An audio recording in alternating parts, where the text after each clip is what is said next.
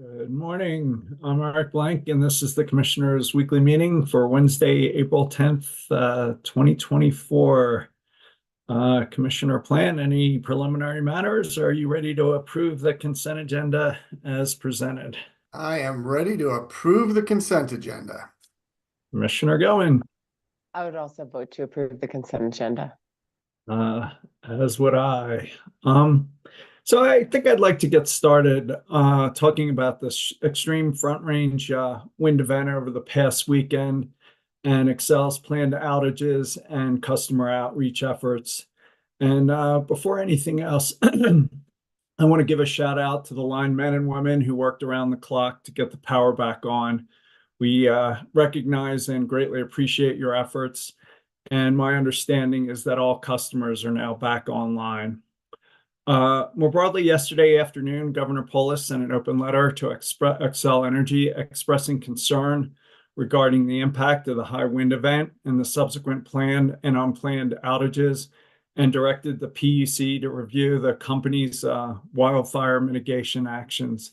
Since it'll take some time for the commission to determine all appropriate actions, and right now, at least for me, I have way more questions than answers, I've asked Ms. O'Neill, our Director of Fixed Utilities, to share her understanding of the weekend events and to help us frame up a series of questions for the company. In terms of what we do know, there were a number of down distribution lines that did not lead to another catastrophic fire. So that's a critical takeaway from this.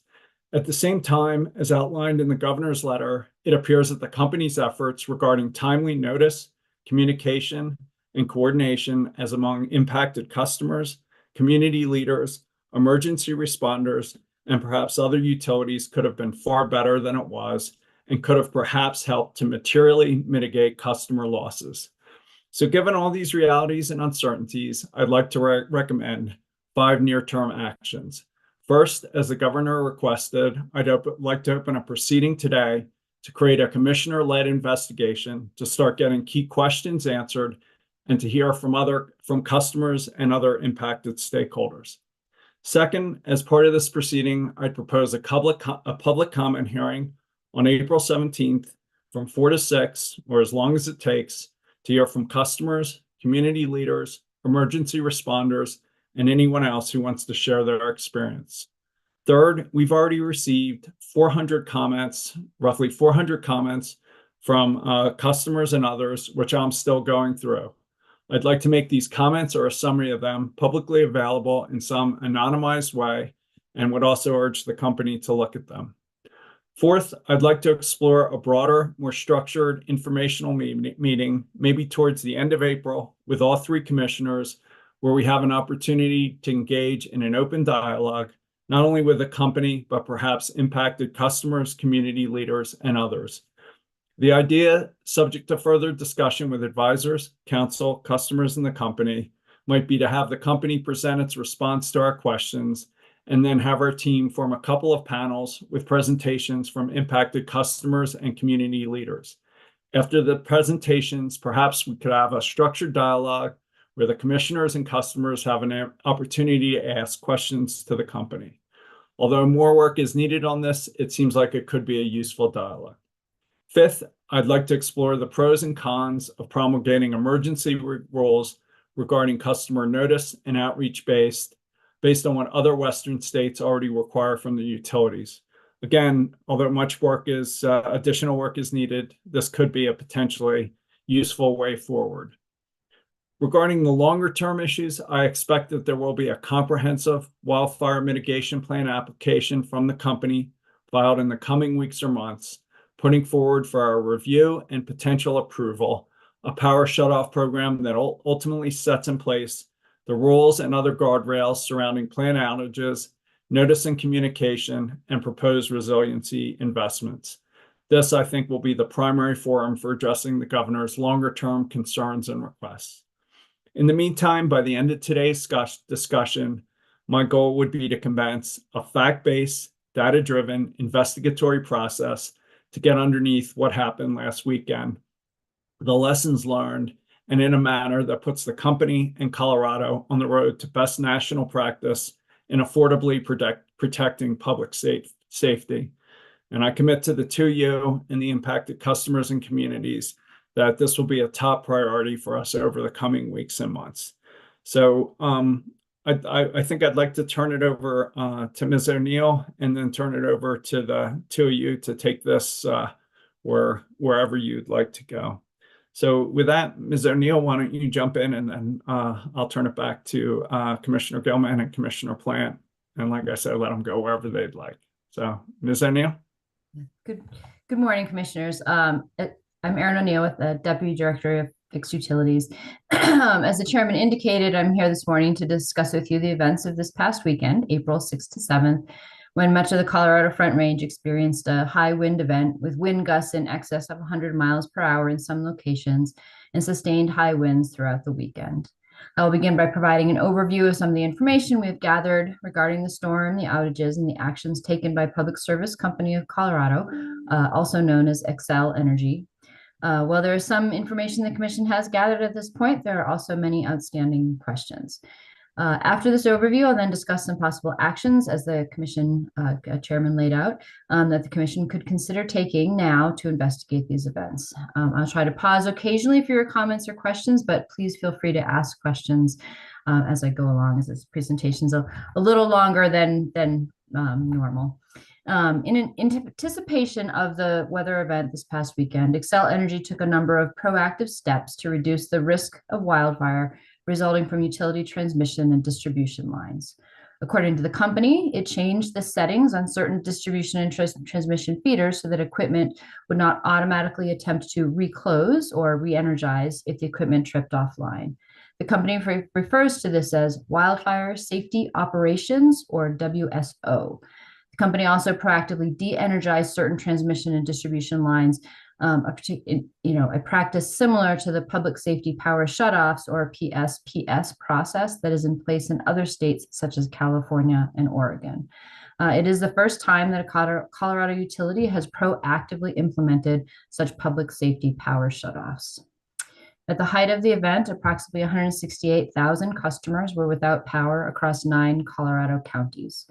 Approximately 55,000 of those outages were a result of the preventative line de-energizations, those PSP shutoffs, while some were a result of the non-reclose settings, and a very small portion were in areas without proactive wildlife safety operations in place. As of yesterday evening, there were still approximately 3,200 customers waiting for power to be restored, but as the Chairman indicated, our understanding at this time is that power has now been restored to all customers. It is also understanding that service restoration is taking longer than it may have in previous outages as a result of the company's process of visually inspecting lines for damage, and as a result of the continued high winds over the weekend that prevented the use of helicopter inspection, to provide that visual inspection. At this time, the company reports that it has replaced 104 utility poles, 125 cross arms, 28 transformers, approximately 12 miles worth of wire or cable, and 45,000 pieces of pole hardware. And I know the company continues in its restoration efforts. I'll pause here to show a few pictures that the company has provided showing some of the damage within both the PSP zone and the WSO zone for this weekend. So bear with me as I attempt to pull up the slides. So again, these were slides showing some photos that the company's provided of some of the damage sustained over the weekend. So the first 2 pictures here are from that PSP zone, the zone where the company proactively de-energized lines, showing uprooted trees and trees leaning on power lines. See, so this is another picture again within the PSP zone of very large trees uprooted as a result of the wind event. And then the next couple slides are from the WSO zone, that zone where the company was changing the settings on its equipment to not automatically try to re-energize the lines. So again, large trees down on top of utility lines. So as you can see, there was definitely a significant amount of sustained damage over the weekend as a result of the weather event. So staff notes that at this time, we are not aware of any significant fires burning in the Excel service territory in the state. The commission is only aware of one minor utility line related fire over the weekend, and that fire was quickly addressed. In addition, it should be noted that it is the company's responsibility to operate a safe system. While the commission provides regulatory oversight requiring all utilities to build and maintain a safe and resilient system, commission rules do not require that the utilities receive advance permission from the commission for actions like preventative de-energization for public safety. In the coming months, we expect companies to submit an updated wildfire mitigation plan that will provide the commission an opportunity to comprehensively review the company's approach to wildfire mitigation, including the criteria applied for various forms of preventative actions. Along with information regarding specific operational actions taken by the company, we know that the company attempted to contact customers impacted by the planned outages via phone calls.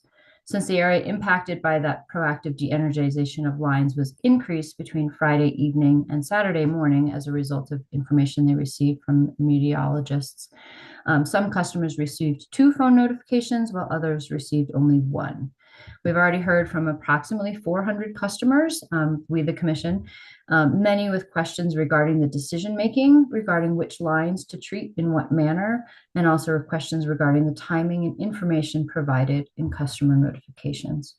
Currently, the commission's website has an updated, let me pull this back up on my slides.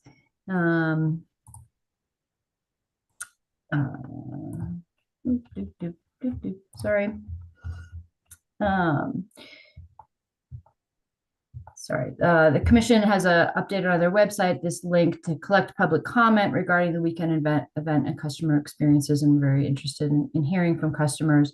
In addition, this slide shows 2 other links. We encourage customers to go to their My Account page on excelenergy.com and just check that their contact information, their email address and phone numbers are up to date in case of emergencies like this. And there's also an option to update their electric outage preferences for communication. Commission Rule 3252 already requires significant reporting regarding major events, such as this past weekend. These reporting requirements include things like a timeline of the event, number of customers impacted by general geographic area, information regarding the mutual aid that may or may not have been sought by the utility through the event, identification of causes and contributing factors, a list of each new or existing policy, procedure, or guideline which will be implemented in order to prevent similar major events, and an affidavit of an officer of the company verifying the information. So we expect the utility already to be providing this information within 15 calendar days of the event per our rules. And staff also notes that Commission Rule 3253 specifically allows the commission to seek additional information from the utility, additional detail and reporting based on the events and sort of whatever form the commission deems appropriate. So just want to remind everybody of the information we will be getting, and of course the full authority of the commission to seek additional information. So with that background, staff proposes that the commission could seek information based on sort of in 3 specific categories. And again, the model that I have for this is very similar to what the commission did during Winter Storm Uri, where they opened a proceeding to ask questions and try to understand the event and get a lot more information from the utility after it occurred. So the proposal here is to open a proceeding and seek information from the utility in sort of 3 broad categories. Utility operations, sort of just understand physically what happened that weekend. Customer communications, understanding the timeline of events and what was communicated to customers and when, and then also community engagement. So I'll walk through a little bit of sort of the general thought on each of those, and staff proposes that this would be a TBC decision. I may be cutting to the chase there, but we're seeking commission input on these questions and seeing whether there's additional questions that the commission is interested in pursuing. So regarding operational information, staff recommends that the commission seek information on detailed timelines of exactly what the forecast looked like, what criteria was used by the company to determine what transmission and distribution lines would be treated in what manner, detailed maps showing the impacted areas, and having that mapping by category of transmission. So the public safety power shutoffs, the wildfire safety operations, and then the sort of what the infrastructure that was in normal operations. Also seek to get information regarding the process and procedures the company followed in order to understand the prioritization and inspection protocols in the restoration process as they worked to get power back on for customers. And finally, to provide information regarding if and when the company sought help from other utilities or non-utility crews. In terms of customer communications, similarly, I think seek a detailed timeline of what they communicated to customers when, information that may have been provided for different kinds of customers, whether the notification and communications were different for residential, commercial, medical community customers. And then again, providing the maps that were or not provided to the public regarding the outage events over the course of the weekend. There's a lot of information we're getting from customers already, but I think this gives a baseline of sort of understanding the customer experience. And then the third category is the customer engagement, trying to understand what coordination occurred between the utility and neighboring service providers, such as Tri-State, Poudre Valley, other sort of transmission and electricity providers, understanding the company's coordination efforts with other kinds of community entities, telecommunications companies, 911 servers, county level emergency response, disaster management folks, just again, trying to really understand what approach the company took to engaging with the broader community through this event. And then in particular, interested in understanding the coordination with medical service providers. And also as part of that, the restoration piece of how those folks were not communicated with through that prioritization process. Anyway, in conclusion, I think there's a couple decision points for the commission today, consistent with the discussion that the chairman laid out earlier. There's a number of actions that you all could consider taking this morning, and then also perhaps some just discussion to come back at a later CWM. So I'll pause here and ask, see if there's any questions, or we can proceed to sort of discussing each one of these potential action items. Yeah, why don't we hold off on going through the action items in a formal vote, and let me turn it back to Commissioners Plant and Gilman and just let them take it wherever they want. I'll start with you, Commissioner Plant. Questions, comments, a vote, wherever you'd like to go, sir. Yeah, I appreciate that. Thanks a lot. And I agree with all the comments that you made, Mr. Chairman. I think that the event really highlighted some of the things that we need to make sure we can address to prepare for the future. And I think you hit on a number of those things. I'm particularly interested in addition in trying to figure out what we can do to mitigate some of the impacts in the future. As Ms. O'Neill pointed out in her presentation, some of the electricity dependent medical equipment, for example, are there things that we can do to try and proactively get backup capability for those customers? And then also, these kinds of events, they're they're a real annoyance to people, I know. And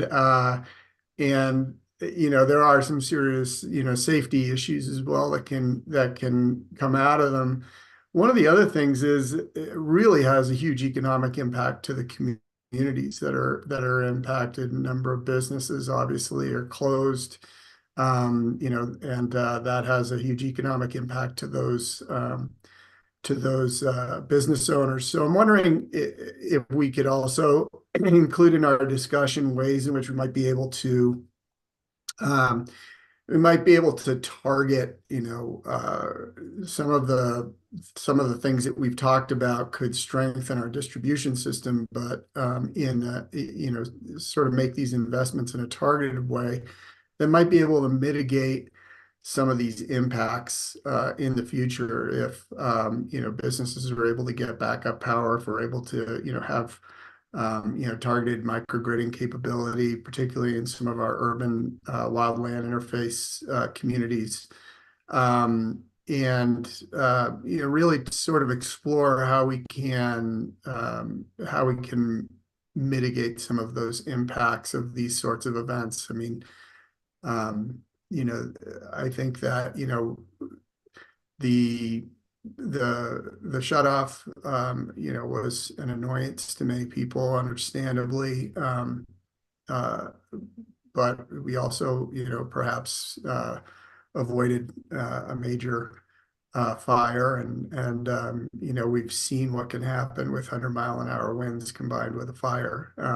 So it's something that puts people in some serious danger, as well as the firefighters that are out there trying to fight those things. So it's sort of a no good options situation, but one in which I think we can be better prepared. We can communicate with people in a more effective way. We can try and take proactive steps to mitigate potential impacts of these types of events in the future. And so I approve of trying to address all these kinds of issues in an M docket. Mr. Chairman, you mentioned the sort of the M docket. I know we have a wildfire mitigation plan that's scheduled to be released. I don't know how this would time relative to that, or are we thinking this would come before that, or would become sort of an input into that process? Yeah, the concept was that we'd start the M docket immediately, use it as a repository for sort of the results of the investigation, and a place for to put the community response, customer comments, as well as the company's response to our questions. But if there was guidance we wanted to provide to that future application, this future wildfire mitigation plan application, we'd be able to provide that guidance in the structure of an M docket. And I mean, I don't know what the company's going to do, but my guess is that the filing's going to be delayed somewhat as we collectively try and process the lessons learned from this event. We may need a little time before we, jump into a contested case. So I think the M docket is, as you say, before that. Yeah, that's great. That's what I was just was concerned that wouldn't be able to be an input into the plan, and I think it's important that it is, and that we get all of the customer input that and experiences that we can learn from the customers to be able to have as an input into that plan. So appreciate it. That's all I have. Thank you, and I sort of like your idea about targeting investments towards vulnerable communities, whether it's a microgrid, a VPP, or even a rebate on backup equipment in communities that are going to experience this. Perhaps we can integrate that into the staff proposal to engage with the company and stakeholders and see where that goes. Commissioner Goodman, wherever you'd like to go. I had one other thing I wanted to mention is also the capability of remote sensing equipment, both to identify areas where there might be some sort of heavy disturbance, but also in recovering, re-energizing, the ability to be able to kind of detect some of that remotely, as opposed to having to have a visual inspection of 600 miles of line would be probably quicker if we could figure out. Instead of having 500 people go out and inspect every line visually, if there's not a way to do it automatically. Yeah. Commissioner Gelman, anywhere you'd like to go, comments, questions, whatever you'd like. Yeah, thanks. Well, I just want to start out by saying I'm certainly sorry that a lot of Coloradans in the affected area are feeling frustrated It sounds like primarily through the communications and notice and just how this all played out eventually. But as Ms. O'Neill said, I certainly recognize that the company has the responsibility to operate their system in a manner that's safe. And on the upside, I certainly am glad we're not sitting here this morning talking about a large utility caused fire from this high wind event. At the end of the day, it's difficult to prove a negative or determine exactly what would or could have happened had the company not taken, specific preventative actions, like the preventative shutoffs.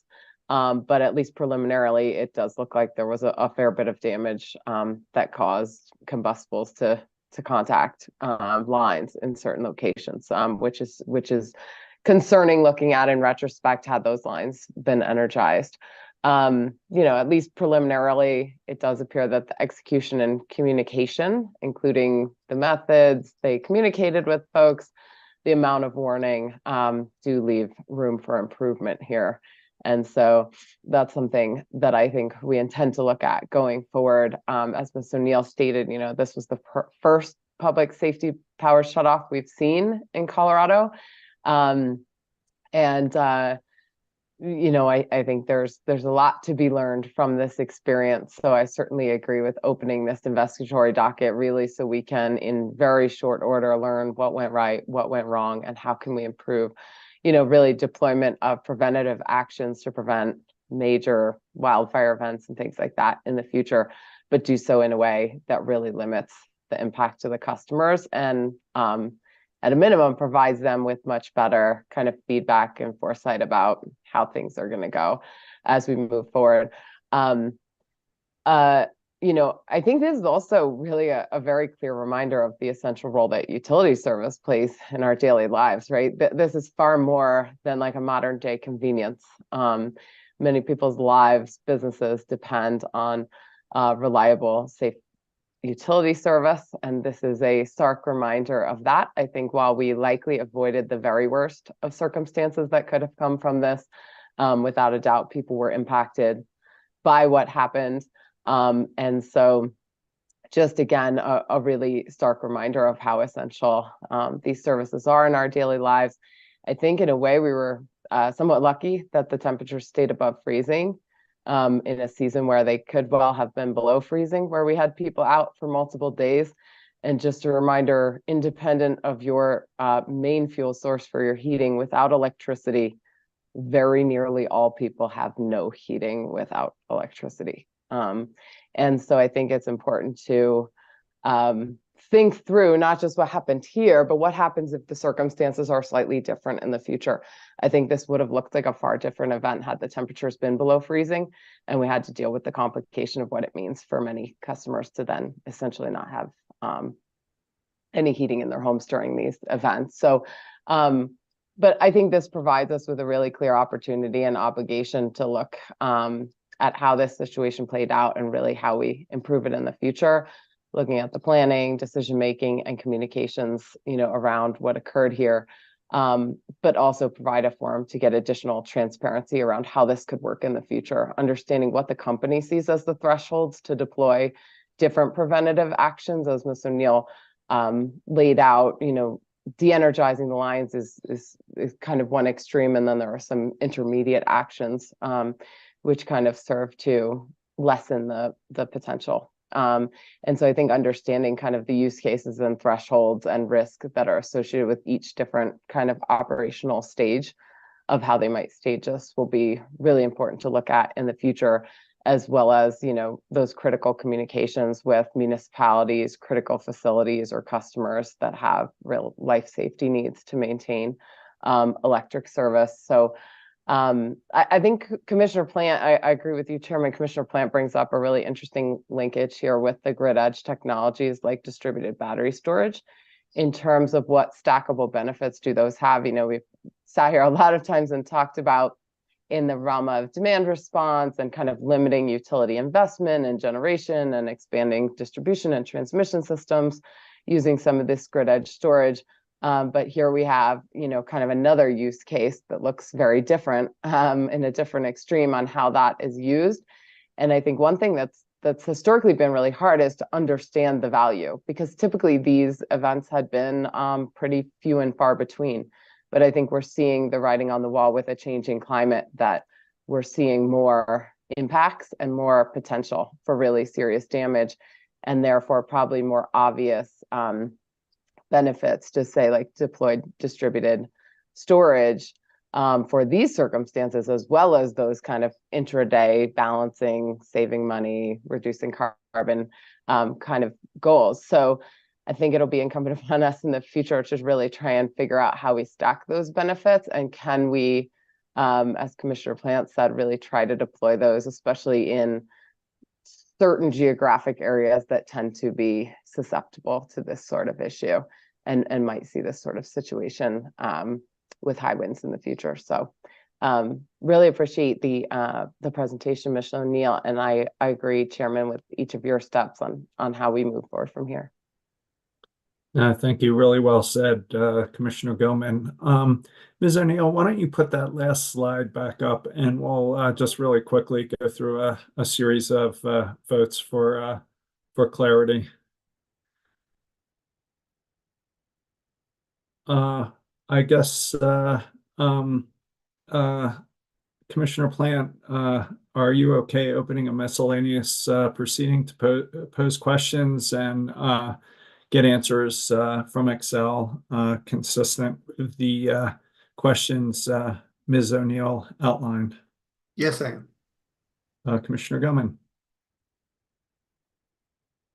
Yes, I am. Maybe the one thing I'd add, and I know this will be a TBC, is I'd really like to understand, as we move forward from here, what the company sees as those thresholds to deploy these different measures, what kind of the use case, efficacy, and risks are involved with each of them, each of the different measures that they could take, kind of either in sequence or in different areas of their system, so that we understand really how they're doing that planning for the future, and how they see those decisions being made in the future, at least at this point in time. I think that would be helpful to understand. Yeah, as well as the process to get customers back online. I agree as well. Commissioner Plant, are you okay scheduling a remote public comment hearing to receive customer and other stakeholder feedback on April 17th from 4 to 6? Yes, I am. Unfortunately, as you know, Mr. Chairman, I'm not available next week, but I know that this will be on YouTube, so I'll look forward to watching the entire proceeding when I get back. Thank you, sir. Commissioner Gilman. Yes. Commissioner Plant, are you okay directing staff to work with a company, UCA, community groups, customers, elected officials, and other stakeholders to figure out what should be implemented in the near term to prepare for future events, including your comments about edge of grid potential investments, and Commissioner Gilman's comments? Yes. Commissioner Gilman. Yes, and I know the company is already working on some kind of microgrid community resilience type pilot, so it'd be interesting to understand how they see kind of that work relating into this, especially with municipalities, in terms of how we provide kind of safe harbor locations in some of these communities to ensure folks can get the services they need. I support that as well. I'm not sure we need a vote to make the customer comments received by the PUC or a summary of those comments publicly available, but we'll take a quick vote anyway. You okay with that, Commissioner Plant? Yes. Commissioner Gilman? Yes. As am I. Are you all right scheduling, planning, and coordinating a commissioner information meeting at an appropriate time, probably toward the end of the month, to directly hear the company's response to our questions, and maybe create a forum between certain customer groups and community leaders for a structured dialogue if appropriate? Commissioner Plant? Yes. Commissioner Goen.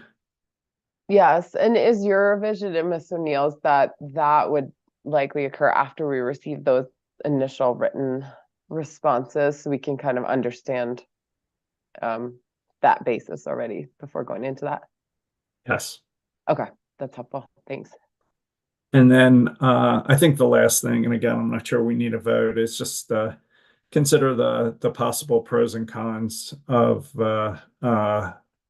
emergency rules. I think they're, again, I have more questions than answers, but at least consider it, the costs and benefits. Are you all right with that, Commissioner Plant?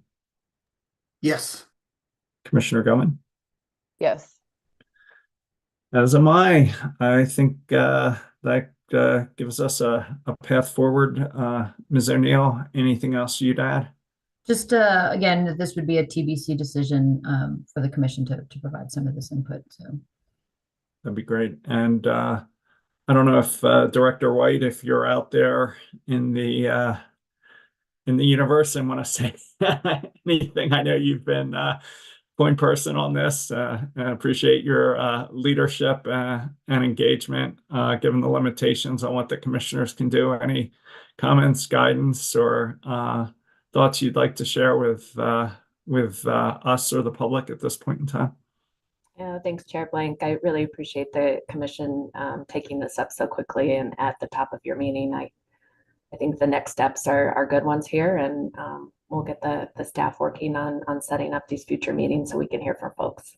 But thank you for the responsiveness. Thank you for your leadership.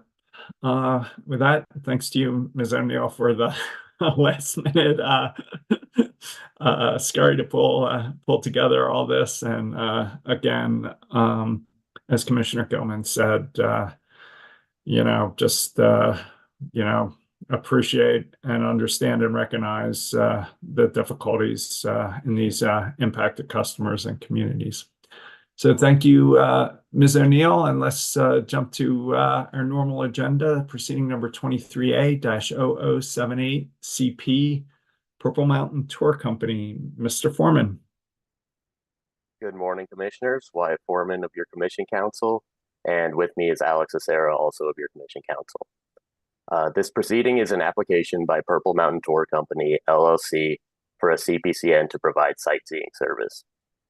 The issue before you today is whether to grant or deny the exceptions filed by Green Jeep Tours, LLC, asking the Commission to reverse the recommended decision which granted Purple Mountain's CPCN application. I will briefly discuss the exceptions filed. Apologies. I will briefly discuss the procedural background of the proceeding before discussing the exceptions.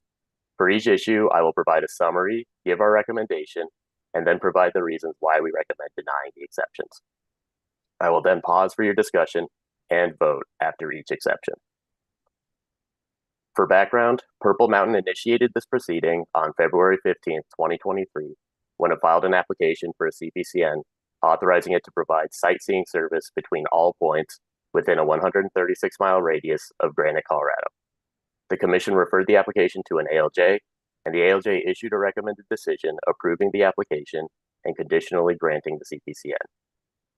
Green Jeep, a sightseeing tour company with service territory that partially overlaps with Purple Mountain's proposed territory, filed a motion for extension of time to file its exceptions, which the Commission granted in part on March 1st, 2024. Green Jeep then filed its exceptions on March 8th, but importantly did not file a transcript with its exceptions. Because Green Jeep did not file a transcript, under Colorado Revised Statute Section 40-6-113.4, the ALJ's findings of fact are deemed conclusive, and Green Jeep therefore cannot challenge disputes of fact on exceptions, and may only challenge the ALJ's legal conclusions based on the facts before it. Green Jeep presents 7 different arguments on exceptions. The exceptions predominantly contest the crux of the ALJ's findings regarding public need and substantial inadequacy, and Green Jeep mostly argues that the ALJ gave too much weight to Purple Mountain's evidence. I will now address each exception and provide a recommendation denying the exception and the justification for the denial. First, Green Jeep argues that the ALJ erred by applying the incorrect burden of proof in its review of the application.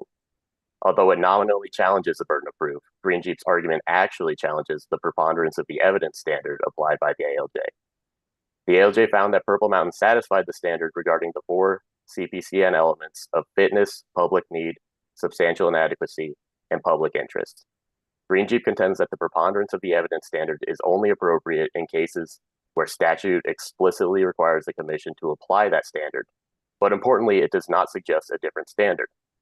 We recommend denying this exception. The ALJ applied both the correct burden of proof and evidentiary standards as required by Commission rule and state statute, and Green Jeep does not argue for any alternative standard. Under Commission Rule 1500 and CRS Section 24-4-1057, the proponent of an order bears the burden of proof. Section 13-25-127(1) further states that unless a provision of law says otherwise, the burden of proof in any civil action shall be by the preponderance of the evidence. Purple Mountain, as a proponent of the order, was obligated to meet the 4 CPCN criteria by a preponderance of the evidence, which the ALJ found it did. Furthermore, Green Jeep did not posit an alternative burden of proof standard in its exceptions. We are therefore unpersuaded by Green Jeep's unsupported assertion that the ALJ applied the incorrect standard. I'll pause here for your discussion and vote on this exception. Commissioner Plant, I agree with the recommendation. Commissioner Gilman, I also agree. as do I. Thank you. Green Jeep next challenges the ALJ's public need and substantial inadequacy findings. Under the regulated monopoly doctrine, a common carrier serving a particular area is only entitled to protection against competition if its service is adequate to satisfy the public's needs.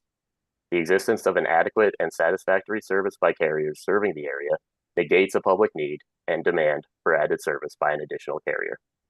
Public need and adequacy are therefore closely related. Because these issues are so closely related, and because Green Jeep raises similar arguments regarding each exceptions, I will analyze them together. Green Jeep argues that the ALJ erred in finding both that there's a public need for Purple Mountain service and similarly that Green Jeep services are substantially inadequate. It argues that the ALJ improperly based its findings and conclusions on Purple Mountain's witness testimony and did not give proper weight to Green Jeep's testimony. We recommend denying both of these exceptions. As previously mentioned, the ALJ's findings of fact are deemed conclusive when no transcript has been filed. Green Jeep therefore cannot challenge the factual basis for the ALJ's conclusions, but can only assert that the ALJ's conclusions are erroneous. On both public need and substantial inadequacy, the ALJ concluded that Green Jeep failed to sufficiently rebut Purple Mountain's evidence. We agree. Pages 5 through 23 of the recommended decision list the evidence for public need and substantial inadequacy that the ALJ considered. In part, that evidence included several witness testimonies regarding their experience with Purple Mountain and explaining that the existing carriers in the area, including Green Jeep, were ill-suited to provide accessible tours for small children or individuals with health or mobility issues due to the rugged nature of the other tours and vehicles. The ALJ also found that testimony regarding the increased demand for shuttle services and the timed entry system into Rocky Mountain National Park further supported a finding of public interest. While Purple Mountain provided both witness and documentary evidence, demonstrating the differences between its services and Green Jeep's services, Green Jeep presented very little evidence contradicting these assertions, and on exceptions merely points back to the same testimony that the ALJ considered in making its conclusions.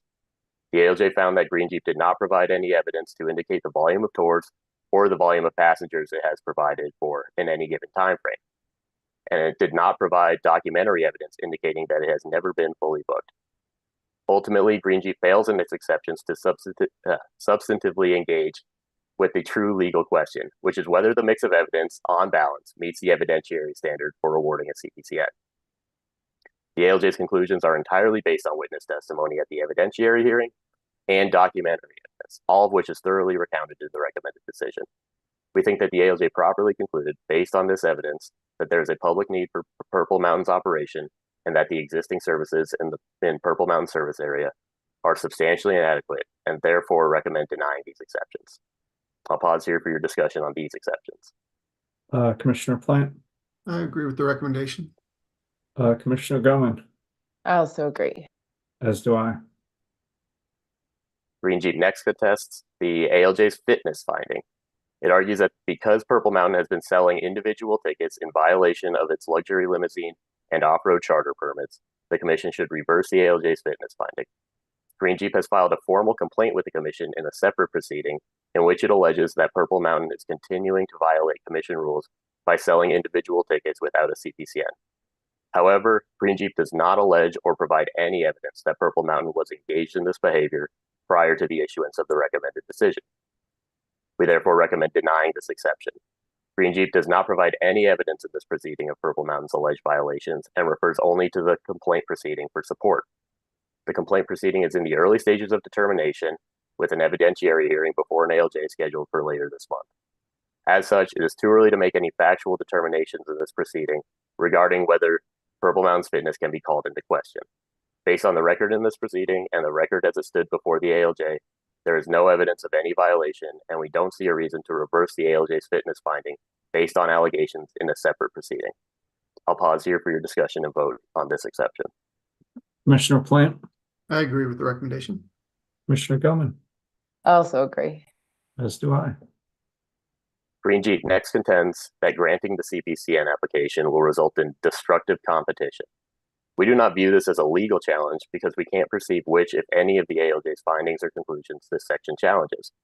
The section is largely duplicative of the arguments Green Jeep made contesting the public need finding, but the company also argues that it will be financially impacted by the grant of the CPCN.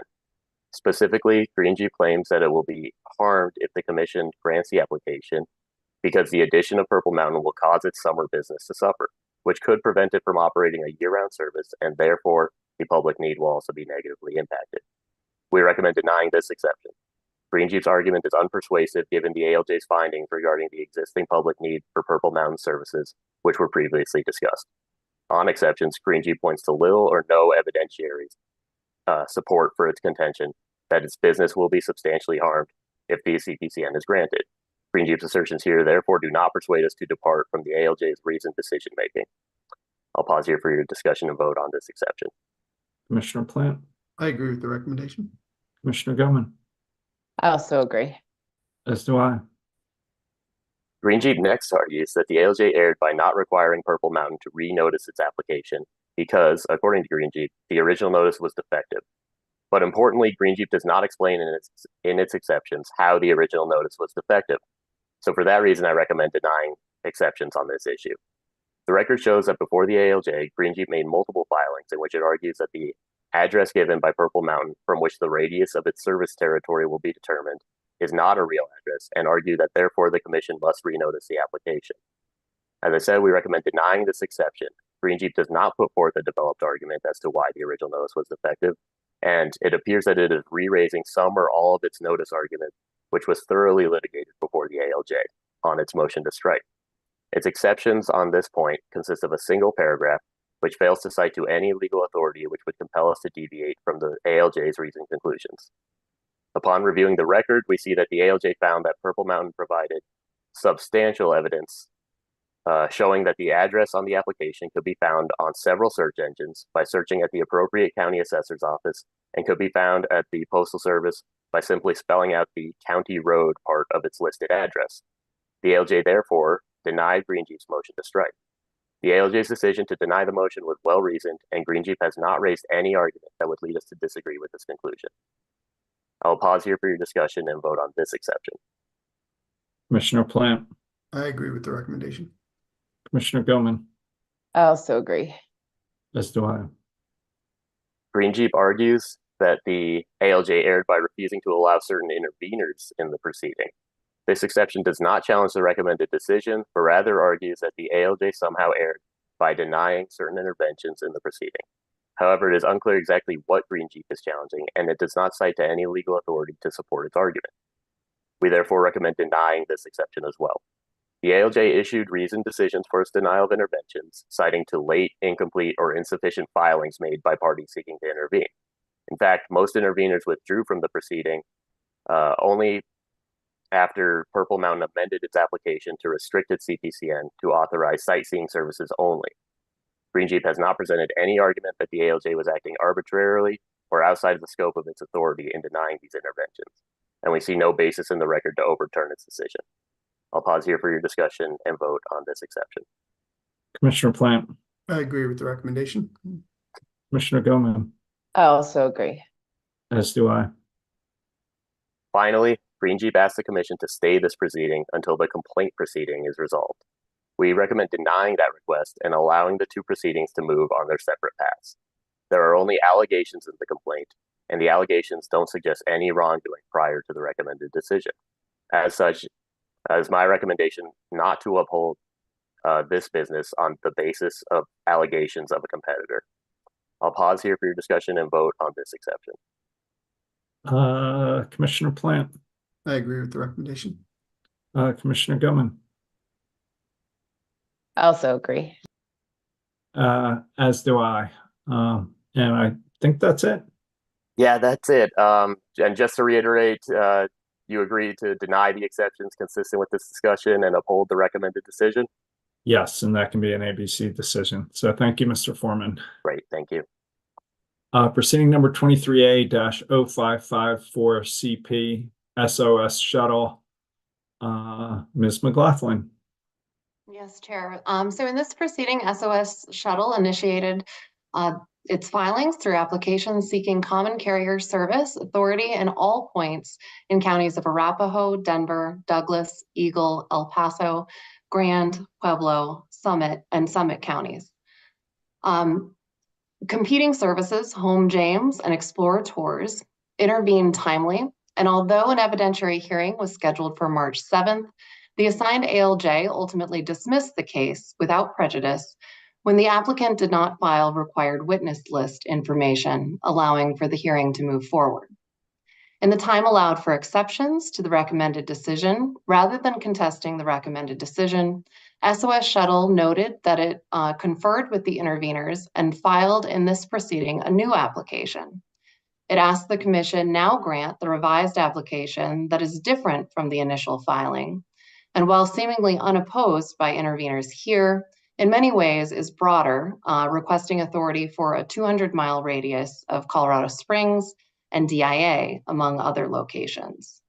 Chair, if it's all right, I'll jump right to my recommendation on this one, which is largely procedural. Yep.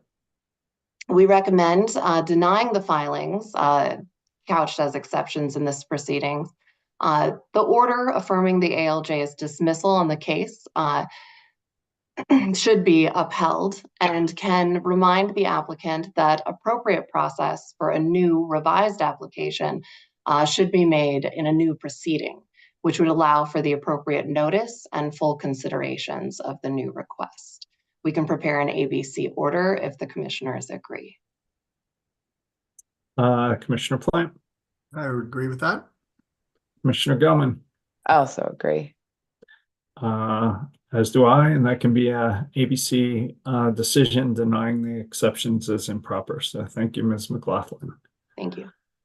Proceeding number 24AL-0120TR, Mr. Gramlich, Blazing Jeep. Blazing, yes. Good morning, Gary Gramlich, the transportation staff. This is an advice letter and a tariff filed by Blazing Jeep. They're based out of Snowmass. It was filed on March 13th. Proposed effective date is April 13th. Their authority is to provide sightseeing service between points within a 30-mile radius of an intersection in Snowmass. They've operated this certificate since 2017. The tariff is filed to increase the sightseeing fares. The owner states that most of the tours they provide are to Aspen Mountain, Larkspur Mountain, Taylor Pass, and Independence Pass in the Aspen area, and most of these are on unpaved roads. They state that their increased fares are needed to cover the cost of insurance, which is more difficult to acquire in recent years for this type of sightseeing service, and also for the cost of vehicles. They operate 9 vehicles, 5 of which are over 12 years old, and they're trying to replace those 1 vehicle per year. The company offers 3 types of single fare tours: half day, full day, and evening service, and those fares are increased per passenger by $20 to $40. They also offer half day and full day exclusive use fares where the party pays for the entire vehicle for that time period. The owner also provided the numbers of passengers for 2023, the ones that were transported, which was right at about 2,800, and the estimate for 2024, which is also about the same, 2,800. The revenues for 23 and 24 at the proposed fare increase would be about $70,000 larger. The expense increases that the owner mentions are, of course, wages, insurance, depreciation from the newer vehicle, maintenance, and fuel costs. I did check this morning, a gallon of gasoline in Aspen was $4.60 today. So yes, obviously fares for these type of services have increased. It's a service passengers choose to use, and it's provided during a limited time period from usually May through October. It's not necessarily year round. And I have a recommendation, unless you'd like more information. Yeah, if you can give us your recommendation, that'd be great. Would be allow the tariff to become effective by operational law on the proposed date of April 13th. Commissioner Plant. I agree with the recommendation. Commissioner Gilman. I also agree. As do I. Thank you, Mr. Gramlich. Proceeding number 24AL-0121TR, Wildside 4x4. Mr. Gramlich. Yes, this Wildside provides sightseeing service in the Estes Park area, which is relevant to one of the past proceedings you had on this morning. It's a very contested area. They applied for their authority in June of 22. It wasn't issued until March of 23. In this instance, it is to increase fares, but as this was the first year they had been operating, they weren't aware of the requirements to provide the financial information. They haven't been able to do that, but just yesterday they did file an amended advice letter to postpone the effective date from April 14th to April 21st, which would move it to next week's agenda. Like I said, that was just received late yesterday afternoon. So there really is no action today. It'll be back on the agenda next week. So what are we required to do anything? No, because the recommendation could have been to suspend it, but as they've postponed it, that changes the effective date, so it won't be in effect before next on the 14th. It won't be effective till the 21st, so we can discuss it next week. All right, maybe we should have skipped this one, but thank you. It came in late. It came in late. All right. Proceeding number 24A-0089R BNSF Railway, Dr. Fishaber, Ms. Harper. Good morning, Commissioners. Ruthie Harper of your Commission Council.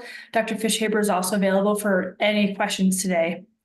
Her decision today is whether to grant BNSF Railway Company's motion for an extension of time to file its application for rehearing, re-argument, or reconsideration. This of your prior decision in which you had denied BNSF's application for authority to install an additional off-quadrant flashing light at a crossing that was already approved by the Commission in another proceeding. BNSF requests an extension through April 23rd. In its motion, BNSF states it has been working diligently to determine whether to file RRR. It has attempted to confer with resources and experts outside the company who have not been available, and that the extension will not delay any previously approved work, and that it's unopposed by the intervener, the city and county of Broomfield. I can pause for questions or give a recommendation. Yeah, if you can give your recommendation, that'd be great. I recommend waiving remaining response time to the motion since it is unopposed and time sensitive. And I recommend finding sufficient good cause in the motion to grant a limited extension, although not the entire time requested. It is somewhat rare to receive a request like this that simply says the movement needs more time to decide whether to file a RRR. Usually these requests are based on representation that the underlying issues are complex or the record is voluminous. But I do recommend granting a brief accommodation as the request is unopposed and BNSF makes credible representations that it requires additional time to consult with experts. So I can pause here for your vote whether to waive response time, grant in part the requested extension, allowing RRR through April 17th. Commissioner Plant, I agree with the recommendation. Commissioner Gutman, I also agree. and that can, as do I, and that can be an ABC decision. Granting in part, denying in part, extending the time till April 17th, and waiving response time. So thank you, Ms. Harper. Thank you, Dr. Fishaber. Proceeding number 24C-0042-INS, Mr. DeCenzo, Canna Cabana Bus. Good morning, Commissioners. Mitchell DeCenzo of your Commission Council. Commission staff initiated this proceeding by filing complaints against various motor carriers whose insurance or surety carriers had notified staff that coverage would soon be canceled or expired. In recommended decision R24-0105, issued on February 20th, 2024, the ALJ granted the relief sought by staff and revoked the authorities and permits of several entities based on their failure to keep currently effective proof of insurance on file with the PUC. The motor carriers had 20 days until March 11th, 2024, to come into compliance before the ALJ's decision went into effect and revoked their permits or authorities. One of the common carriers was AES Enterprises, doing business as Canna Cabana Bus. On March 12th, 2024, one day after the 20-day deadline, Cabana Bus, appearing pro se, filed a letter of appeal for reinstatement and proof of insurance that demonstrated active coverage that started on March 11th, 2024. In the letter, Cabana Bus stated that its initial insurer was not registered or approved with the PUC and was having trouble getting approved, so the company switched insurers. Cabana Bus also stated that it was properly insured by Progressive by the 20-day deadline of March 11th, but was unable to upload the documentation to the PUC's website. On March 26, Commission staff filed a response to Cabana Bus's exceptions, or in the alternative, a motion for leave to respond to Cabana Bus's RRR. In its response, staff points out that Cabana Bus was properly notified of its impending lapse of insurance coverage, failed to appear at the show cause hearing held by the ALJ on February 14th, 2024, and had 20 days to provide proof of insurance after the ALJ's decision. Staff argues that, despite these ample opportunities, Cabana Bus still filed its proof of insurance in an untimely manner. On March 29th, Cabana Bus, now with legal representation, filed a motion for waiver, request for stay of revocation, and a request for reinstatement. So today, the Commission must decide, 1, how to construe and whether to grant Cabana Bus's letter of appeal, whether to grant staff's alternative motion for leave to respond to Cabana Bus's application for RRR, and 3, how to address Cabana Bus's subsequent motion for waiver. Before we get to the merits, I have a few procedural recommendations. First, pursuant to Colorado Revised Statute Section 46109, the ALJ's decision became a Commission decision 20 days after issuance on March 11th, 2024. Accordingly, we recommend that the Commission construe Cabana Bus's letter of appeal for reinstatement, which was filed on March 12th, as an application for RRR under CRS Section 46114. Given this, we also recommend granting staff's alternative motion for leave to respond its application for hearing, re-argument, or reconsideration. As for Cabana Bus's subsequent motion for waiver, I recommend coming back to that today after your vote on the RRR. I will pause here for your vote on whether to construe the March 12th letter as RRR and allow staff's response. Then I can proceed to the merits. Commissioner Plant, I agree. Commissioner Gutman, I also agree. as do I. From a legal perspective, both granting or denying Cabana Bus's application for RRR is legally defensible. On the one hand, the Commission can hold Cabana Bus to the letter of the rule and uphold the revocation. As staff points out, Cabana Bus did have ample time and opportunity to submit proof of insurance prior to the deadline. Cabana Bus would then have to go back through the application process. Alternatively, the Commission can grant the relief sought by Cabana Bus and reinstate their common carrier authority, given Cabana Bus's submission of proof of insurance was only 1 day late. The proof of insurance demonstrated coverage by the March 11th deadline, and their claimed difficulties in uploading the documentation to the PUC's website. I can pause here again for your discussion and vote, or I can proceed to offering a recommendation. If you can offer a recommendation, that'd be great. Legally speaking, having gone through the record in this proceeding, it does appear that Cabana Bus made a good faith effort to comply with the Commission's insurance filing rules. Cabana Bus indicated that its prior insurance agent was not registered with the PUC and tried several times to do so, but failed. Cabana Bus then switched insurers in an effort to comply with the deadline.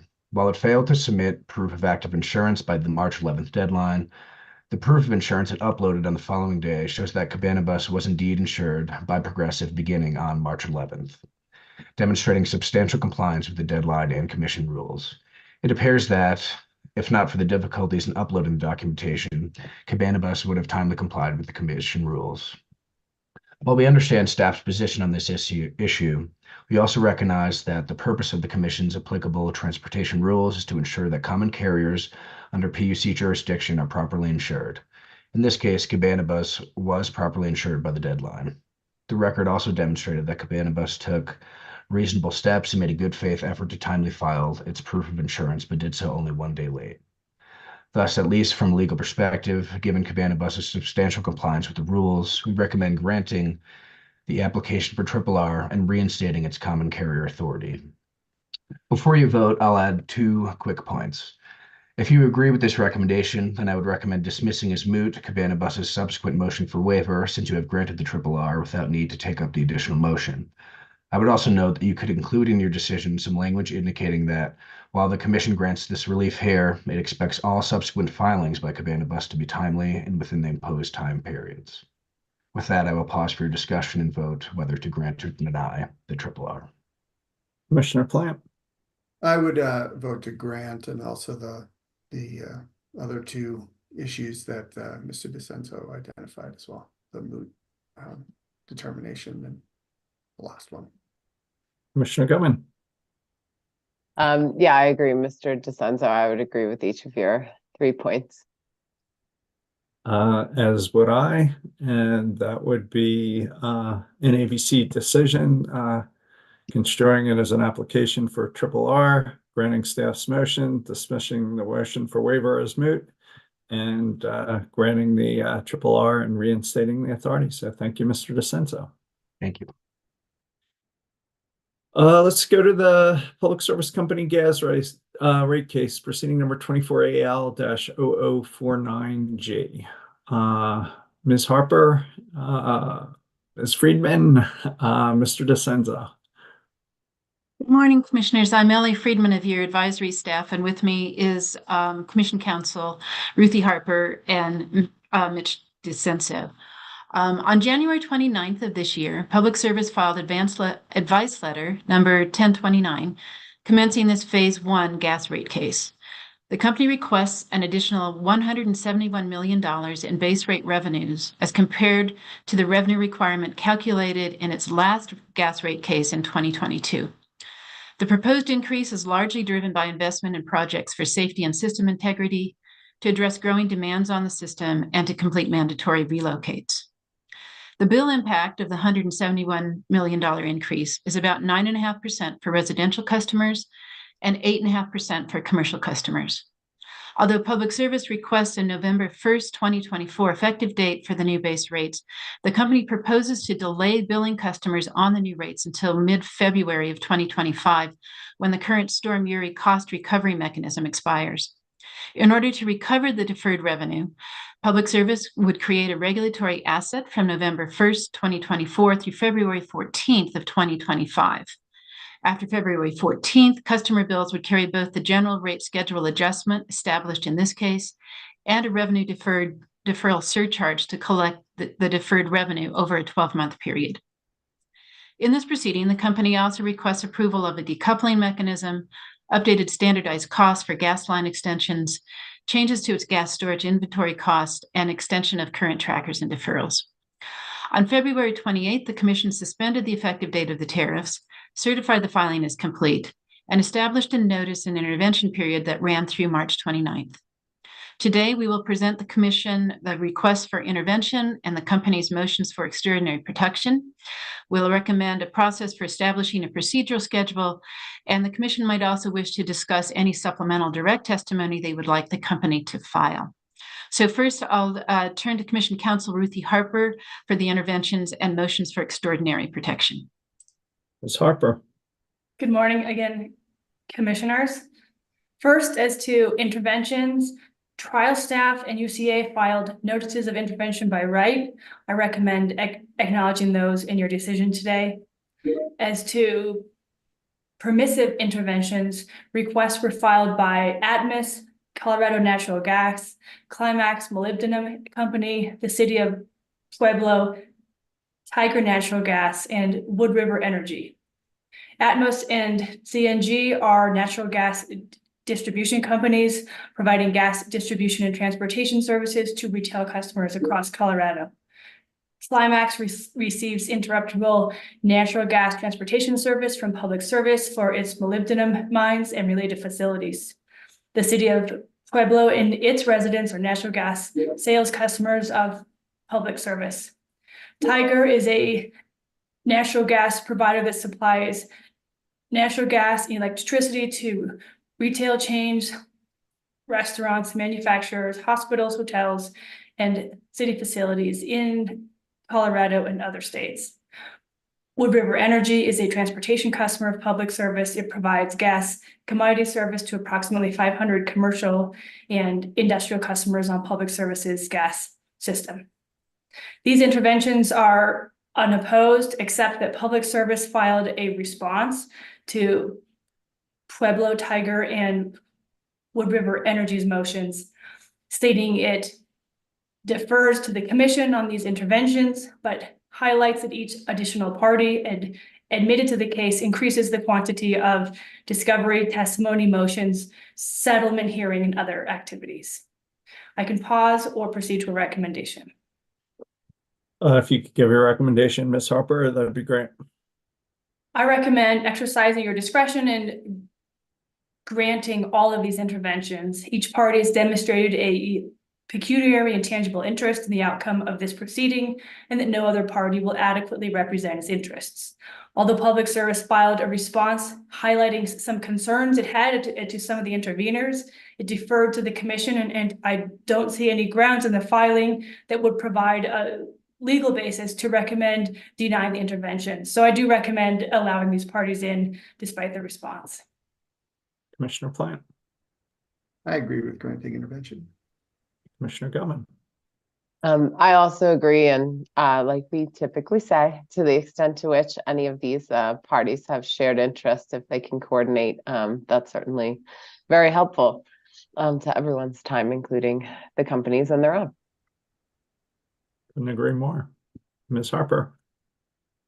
Next is to the motion for extraordinary protection. Public Service requests extraordinary protection of certain rate case expense information related to its invoices for outside legal counsel fees. Public Service states it has received a discovery request for support of its fees. It states the rate information and amount of time worked on tasks requires extraordinary protection, since it negotiates the rates it pays for legal services separately with each individual provider. Public Service says in past cases, when this information has been requested in discovery, it would provide, consistent as in past cases where it's been requested of this information. It proposes here again to provide unredacted invoices to trial staff and UCA for their review, but would restrict access to only those parties. Other parties could receive the more redacted and still confidential versions of the invoices if they filed NDAs. In all cases, it would continue to redact any privileged attorney-client information. Public Service represents that it conferred with staff and the UCA, who were the only established parties at the time it filed the motion, and they do not oppose the requested relief. Public Service states timing is of the essence as this information has been requested in discovery. So we request the commission waive any response time and take this up now. You can pause here or proceed to a recommendation. No, if you can go to your recommendation, that'd be great. I recommend going ahead and waiving any remaining response time and taking up the matter now to avoid any delay in discovery. And I would recommend granting the requested protective order. Commissioner Plant? I agree with the recommendation. Commissioner Gilman? I also agree. As do I.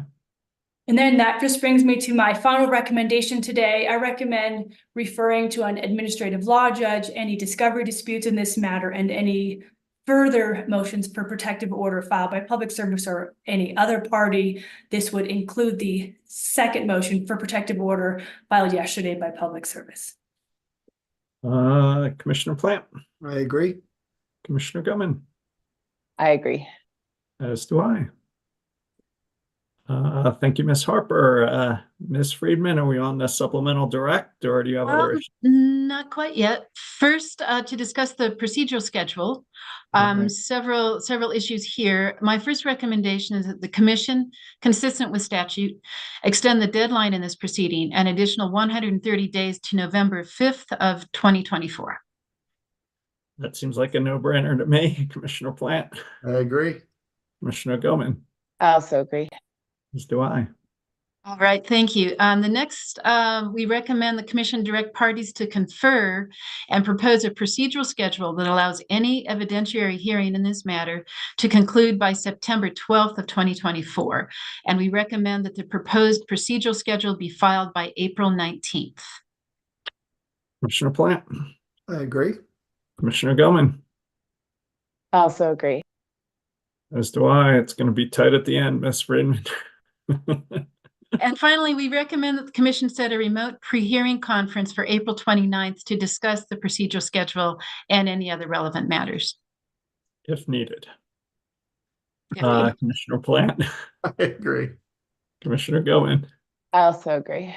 As do I. So now, at the February 28th Commissioner Weekly meeting, the Commission discussed directing supplemental direct testimony on several topics, including customer disconnects, affordability, and credit metrics. Additionally, in past rate cases, the Commission has asked for supplemental direct testimony on financial metrics and gas operations capital additions. So I'll turn the discussion back to you, Mr. Chair, for any supplemental direct testimony that the Commissioners wish to request of the company. And I note that should you request any supplemental direct, the parties should also be directed to include a date for that filing in their proposed procedural schedule. I do have some supplemental direct requests, as I noted at the February 28th meeting, but I'll start with you, Commissioner Plant. Any supplemental direct testimony requests?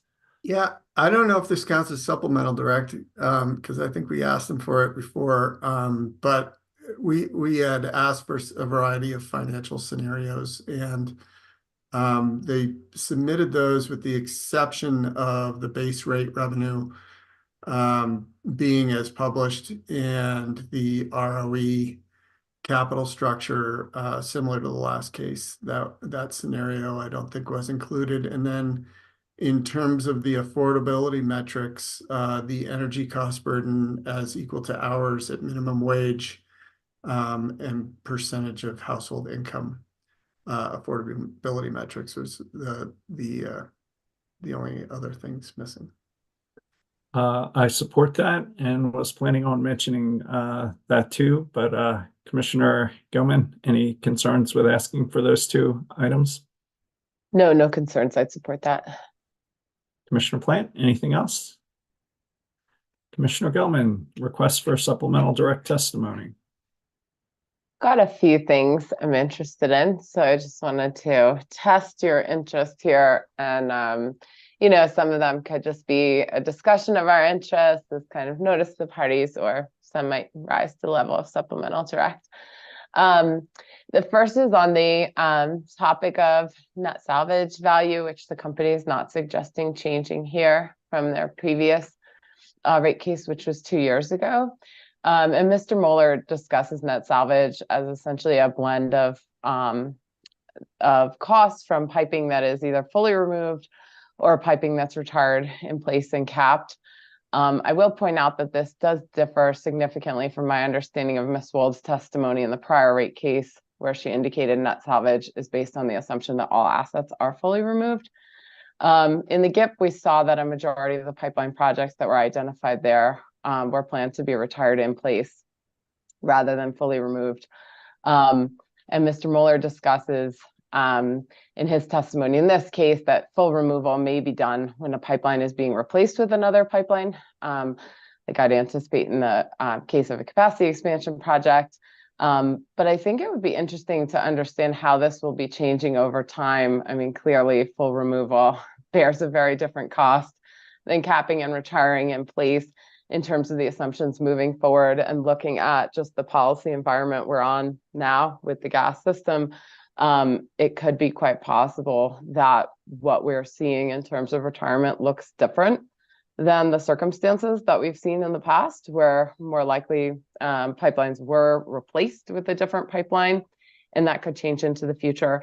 So one of my thoughts here was to have the company provide the average cost per project. I understand they vary quite a bit, but you can always find a mathematical average of retiring a pipeline in place versus full removal, and to provide any trending of the occurrence of each of those circumstances to assist the commission in understanding if the proportion of projects that are retired one way or the other is changing, especially based on any impacts from state policy or potentially electrification. Probably too soon to tell the impact of those, but I thought that trending and understanding kind of the price for each situation on average could be helpful, especially something we might want to track moving forward from here to understand any impacts on these costs, since they are very significant costs. Do you want me to pause there? I have a couple more. Yeah, if you could pause there, because I have some comments on that salvage value too. So let's see if we can just wrap up the issue. Commissioner Plant, I think I'll respond first. I think I would like to see that as a supplemental direct response, and I would value that information too. So are you okay asking for that, Commissioner Plant? Yes, I support that. And I guess Commissioner Gilman, I think I would like to go a little further. I think in the last GES rate case, it became clear that the at least on a cash basis, that the company extracts higher depreciation amounts because of this net negative salvage value in the early years to pay for end-of-life decommissioning, and then reduces rate base in the outer years to the point where it can go significantly negative. And I think this can cause problems. And I just want to quote what Mr. Wishart said in the last rate case. If we would come in for a rate case with a negative rate base, set rates at a negative level, so we're paying customers for gas usage, and then we've got $1 billion expense, that was the decommissioning costs for the investment we approved in that last case, to decommission a bunch of pipes, that would be a really bad situation. And I would just say at that time, we didn't have a record to address this issue. So in this case, I'd like to request solely for the new capital investments contained in the test year that the company recalculate depreciation schedules, assuming that we didn't want negative rate base going forward. And I'd also like the company's response about the potential for creating a reserve fund to offset the future decommissioning liability, as opposed to the company just extracting cash now to leave negative rate base for later.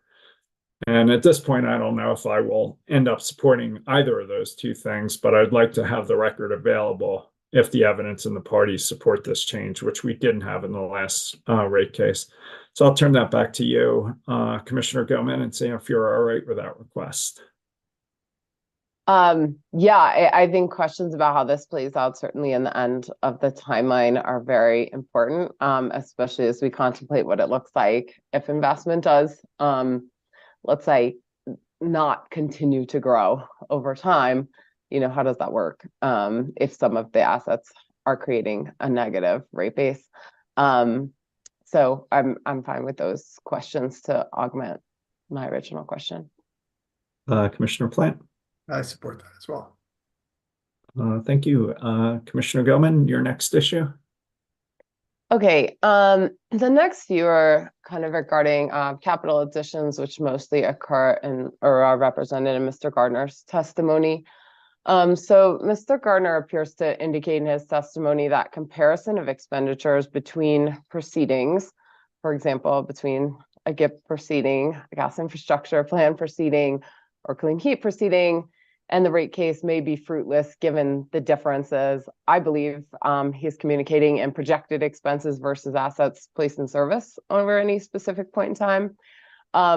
Nonetheless, I think that the linkage between these planning documents and the actual rate cases is essential to understand what we're approving and see how it actually manifests in customer rates. I understand that this is new. Planning in the GIP did not include the 2023 test year that's proposed here, but I still believe there must be more linkage between what the company is saying in different filings about their upcoming capital needs and what we actually see them attempting to include in customer rates in subsequent rate cases. For me, the gas infrastructure plan's very purpose is to identify those big upcoming expenditures. The math on future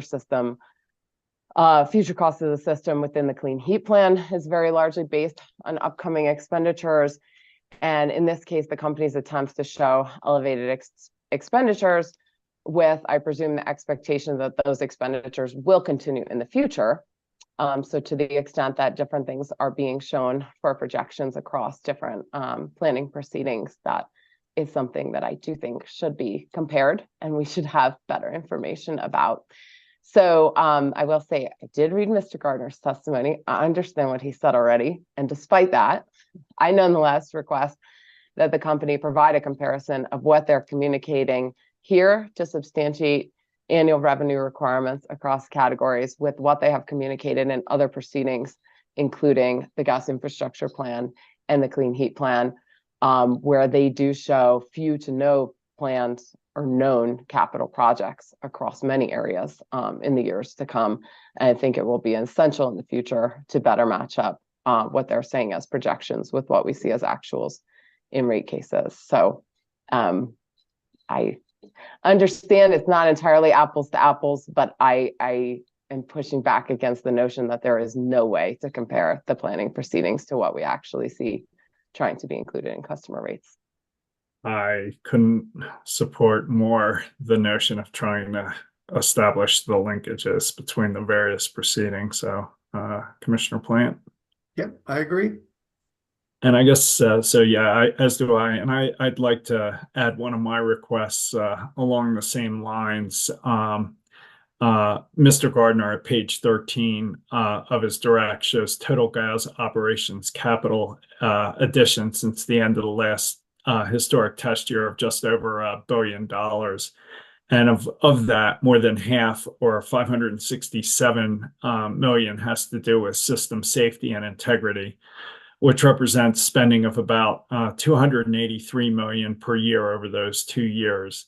But in the prior PSI case, Mr. Litikin, in his testimony, showed expenditures that averaged about 150 million per year from 2022 to 2025. And in the last rate case, Mr. Berman, in his direct testimony, showed safety investments between 2022 and 2024, averaging somewhat below 170 million.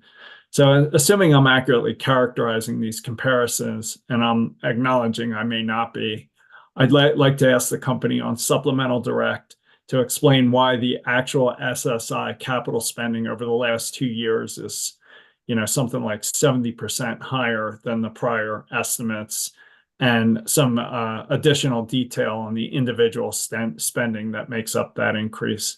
So I guess I'll start with you, Commissioner Gilman. It's the same thing. It's linking back between the cases, the forecast for but versus the actuals, and trying to impose some accountability and understanding of the differences. So would you be okay with that request?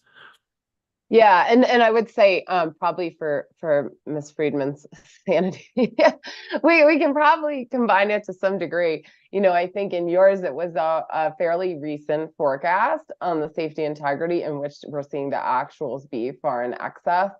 And in mine, it's kind of forecasting we're seeing in these other proceedings that looks like much lower expenditure in certain categories than we're seeing in the historic test year used here. So it's kind of two versions of the same issue, but I think we can wordsmith this in the TBC order, but I certainly agree with the issue in comparison that you're drawing here, and those were honestly comparisons I was trying to draw in the gas infrastructure plan, where the company was essentially showing no known upcoming expenditures, while the PSIA identified that they were aware of hundreds of millions of dollars in upcoming expenditures on the safety integrity front. So and it's growing and way bigger, maybe. Right. So I think it's really essential that we impose more discipline and set an expectation that what we're being told across different proceedings needs to match. I understand as you do a project, things come up. I have a question about that. But the expectation should not be that there is wildly different cost information provided across different proceedings. And I support your addition. Commissioner Plant. I agree as well. All right, Commissioner Gelman. Sorry, I don't have a ton more, but with regard to new business, which is covered by Mr. Gardner, he briefly discusses that the changes to line extension policy implemented by Senate Bill 291, I'm not sure he specifically refers to 291, but that is where they occur, may have an impact on new business. But I believe further elaboration is necessary for the commission to really understand the expectations for upcoming revenue requirements. So on page 53 of Mr. Gardner's direct testimony, he lists a table, ARG D6, that shows essentially the different categories associated with new business.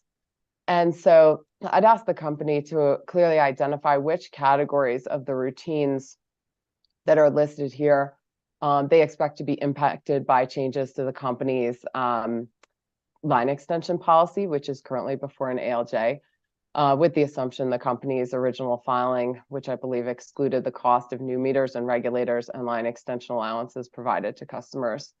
The company should also identify among the remaining dollar values what impact, if any, they think that a likely change in line extension policy would have, and a description of the possible change that they would see there. Further, for the discrete projects that they identify in new business, the company should elaborate if those were done after execution of the change to eliminate incentives to join the system as dictated by Senate Bill 291, what portion of the cost the company anticipates would be covered by the company versus the customer in those circumstances. I think it's really, this is an appropriate forum to really understand these new business expenses, and especially how changes in line extension policies may impact future revenue requirements for this section of work. I strongly support that and have one addition, but I'll turn it to you, Commissioner Plant. Are you okay with that request? Yeah, I support that. I had some similar questions, and also which of these what percentage of these projects maybe, or are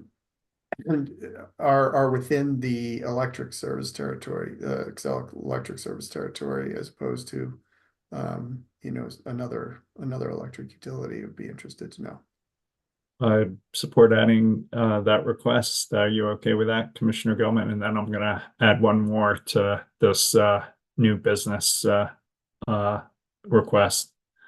I am, you know, for the routines, I'm not so sure they'll have like really granular information, so I might add that. I think for the discrete projects, obviously they know, because there are very few and they're very large. And before I go back to you, Chairman, I just want to be clear. I'm not insinuating that the company needed to institute 291 and the changes there retroactively or in the projects we're seeing right now. That's not what I'm saying. So just to preempt any testimony that says that. That's not what I'm saying. But looking at the revenue requirement we'll be setting that moves forward, I want to understand how this line item would likely change in the future. So this is a forward-looking while using this as an example to understand how this looks on an annual basis, just to clarify. Yeah, sorry, go ahead, Chairman. Appreciate that. So I have a question on the discrete, on page 48, the prior table, D5. Mr. Gardner identifies just under 10 million in capital additions to serve two new developments. Similarly, on page 96 of his direct testimony, he identifies an additional 14.4 million in capital spending. That's, he says, driven by forecasted peak demand growth that would otherwise exceed the available system capacity by the 2022-2023 heating season. As part of the supplemental direct, just like we did in the last gas rate case, I'd like to request that the company evaluate whether the non-commodity, non-overhead applicable base rate revenues arising solely from each of these new customers that cause each of these three investments offsets the annual carrying cost on the investment. I'd also like to ask Public Service to do this analysis with both the current depreciation rate and an assumed 30-year rate. As we talked about in the prior gas rate case, I'm concerned that the poorest, slowest growing parts of the service territory may be subsidizing multi-million-dollar new housing developments in the fastest growing and economically healthiest parts of the state. So I guess, Commissioner Gelman, are you all right? Once again, asking for that analysis of these discrete new growth estimates. Yeah, I think devil's in the details about what assumptions they make about actual per customer usage, which may or may not follow historical trends here with new development. So perhaps the best we can do is to ask for transparency around what assumptions they're using on both the capacity and annual usage per new customer, so that maybe different assumptions could be tested if parties wanted to utilize different assumptions. Just it's heavily dependent on what you assume these new customers actually use, to the extent some of them are augmenting their gas heating with heat pumps, which may be quite possible at this point in time. It might look different than historical usage trends. So perhaps with the caveat that they transparently provide what those inputs were for the per customer assumptions so that we can understand them. I like that transparency request, Commissioner Plant. I agree with both those. Thank you, Commissioner Gelman. Back to you. I only have two more. So with regard to the discrete new customer projects that you were discussing, Chairman, I'd appreciate if we could have the company identify the basis upon which the company assesses cost allocation of these offsite infrastructure upgrades to the customer versus the company and the underlying rationale. I've reviewed the line extension policy that's currently under review by an ALJ as part of separate filing.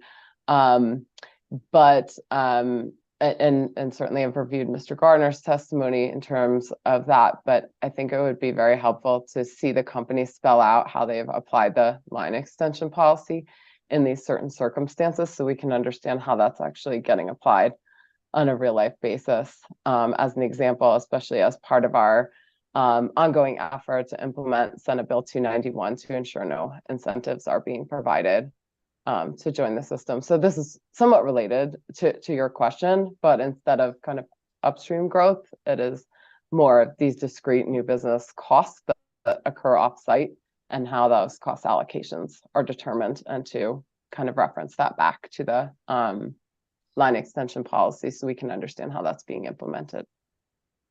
I'm good with that, Commissioner Plant.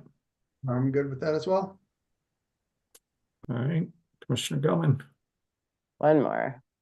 And this came up in the GIP, so I wanted to bounce it off of you each. I'd expressed an interest in the GIP to see a comparison of actual project costs versus their forecasted or budgeted costs for the project, especially so we could understand if many of these costs with wider bands of cost uncertainty We're kind of falling just below the GIP limit, but eventually ending up above it with no review to show for it.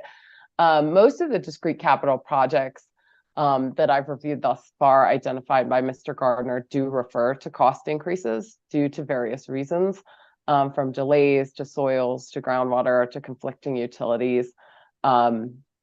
So for the West Metro project, where the costs actually look lower than estimated, where the company came in for a CPCN, the company did provide a direct comparison of the cost used in the CPCN estimate to actual expenditures. But if available, if the company could provide cost estimates for the other discrete projects provided, this is a pretty discrete number of projects, to compare the actual cost experience to those that were budgeted, I think that would be very informative to us here. So just wanted to bounce it off you. It came up in the GIP. We gave them a delay in the GIP, which is for kind of all projects being reviewed. Here, this is a very small number of projects, and they reference increases. So it stands to reason they know what the original estimate was if you know it was increased. And I think that would be very helpful for us to understand rather than just generally understanding that it was increased from their budgeted amount. A discrete number of discrete projects. I'm good with that request, Commissioner Plant. I'm good as well. Anything else, Commissioner Goodman? Nope. I have two more quick ones. From 2022 through the end of 23, the company invested just over $1 billion at, I would guess, a 45-year weighted average depreciation life. Given this, and to help understand how ongoing investments pancake into rates over time, I'd like to request a 15-year rate projection through 2037 of overall average and residential rates equal to total applicable revenue requirements, including all rate riders and adjustment clauses, divided by sales under the company's base case forecast assumption. I'd also ask that the company provide 2021 and 2022 data for historical context. Like we did in the last rate case, I'd further ask that the company provide this projection in an Excel spreadsheet that allows the user to apply different input assumptions, i.e. on sales, rate base growth, weighted average depreciation life, allowed ROE, debt equity ratios, and expense growth in a manner that calculates the cumulative impact of the impact changes on revenue requirement and average rates over the 15-year forecast horizon. And again, we've asked for and received similar forecast as part of supplemental direct in both the prior electric and gas rate cases, which at least for me, I found to be very helpful. So Commissioner Plant, you okay asking for that? Yes, I agree. Commissioner Goman? I agree. One last thing, I'd like to talk with you both about asking for information about the as high as 5,000 gas customers that were permanently disconnected in 2023 in the test period upon which the company is basing its rate increase request. For these customers, I'd like to request, subject to appropriate confidentiality for each disconnected customer, the billing zip code, that customer's average annual usage, the length and dollar amount of their arrearage that led to the disconnection, the number of customer assistance requests, and any history of bill assistance report. I'd just say, as this commission continues to grapple with equity issues and how we best structure support programs, I'd like to better understand as much as we reasonably can about how these customers that are permanently disconnected, and if there's cost-effective ways to target support to those customers most in need. So I guess, Commissioner Plant, are you okay with that request? Yeah, I think this is really important information, and I think I heard you say this, but sort of what steps were taken to provide assistance. Is that what you were asking for?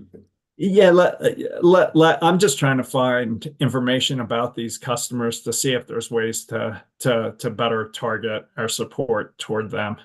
You know, when you have 400,000 or 500,000 income qualified customers, it's way beyond our resources. But if we can target, our resources maybe towards the ones who need it the most, maybe we can, better allocate our limited resources. So I'm just trying to get some basic information. Yeah. Commissioner Gilman? I'm supportive of Thanks to both, and just want to say I appreciate the company with Commissioner's Plans 1 requested change, providing the credit metrics that we've requested in the past, so appreciate that. Ms. Friedman, anything else on this? Just 2 points of clarification. I want to again clarify that since you are asking for supplemental direct, that filing date should be included in the proposed schedule that the parties will provide by the 19th.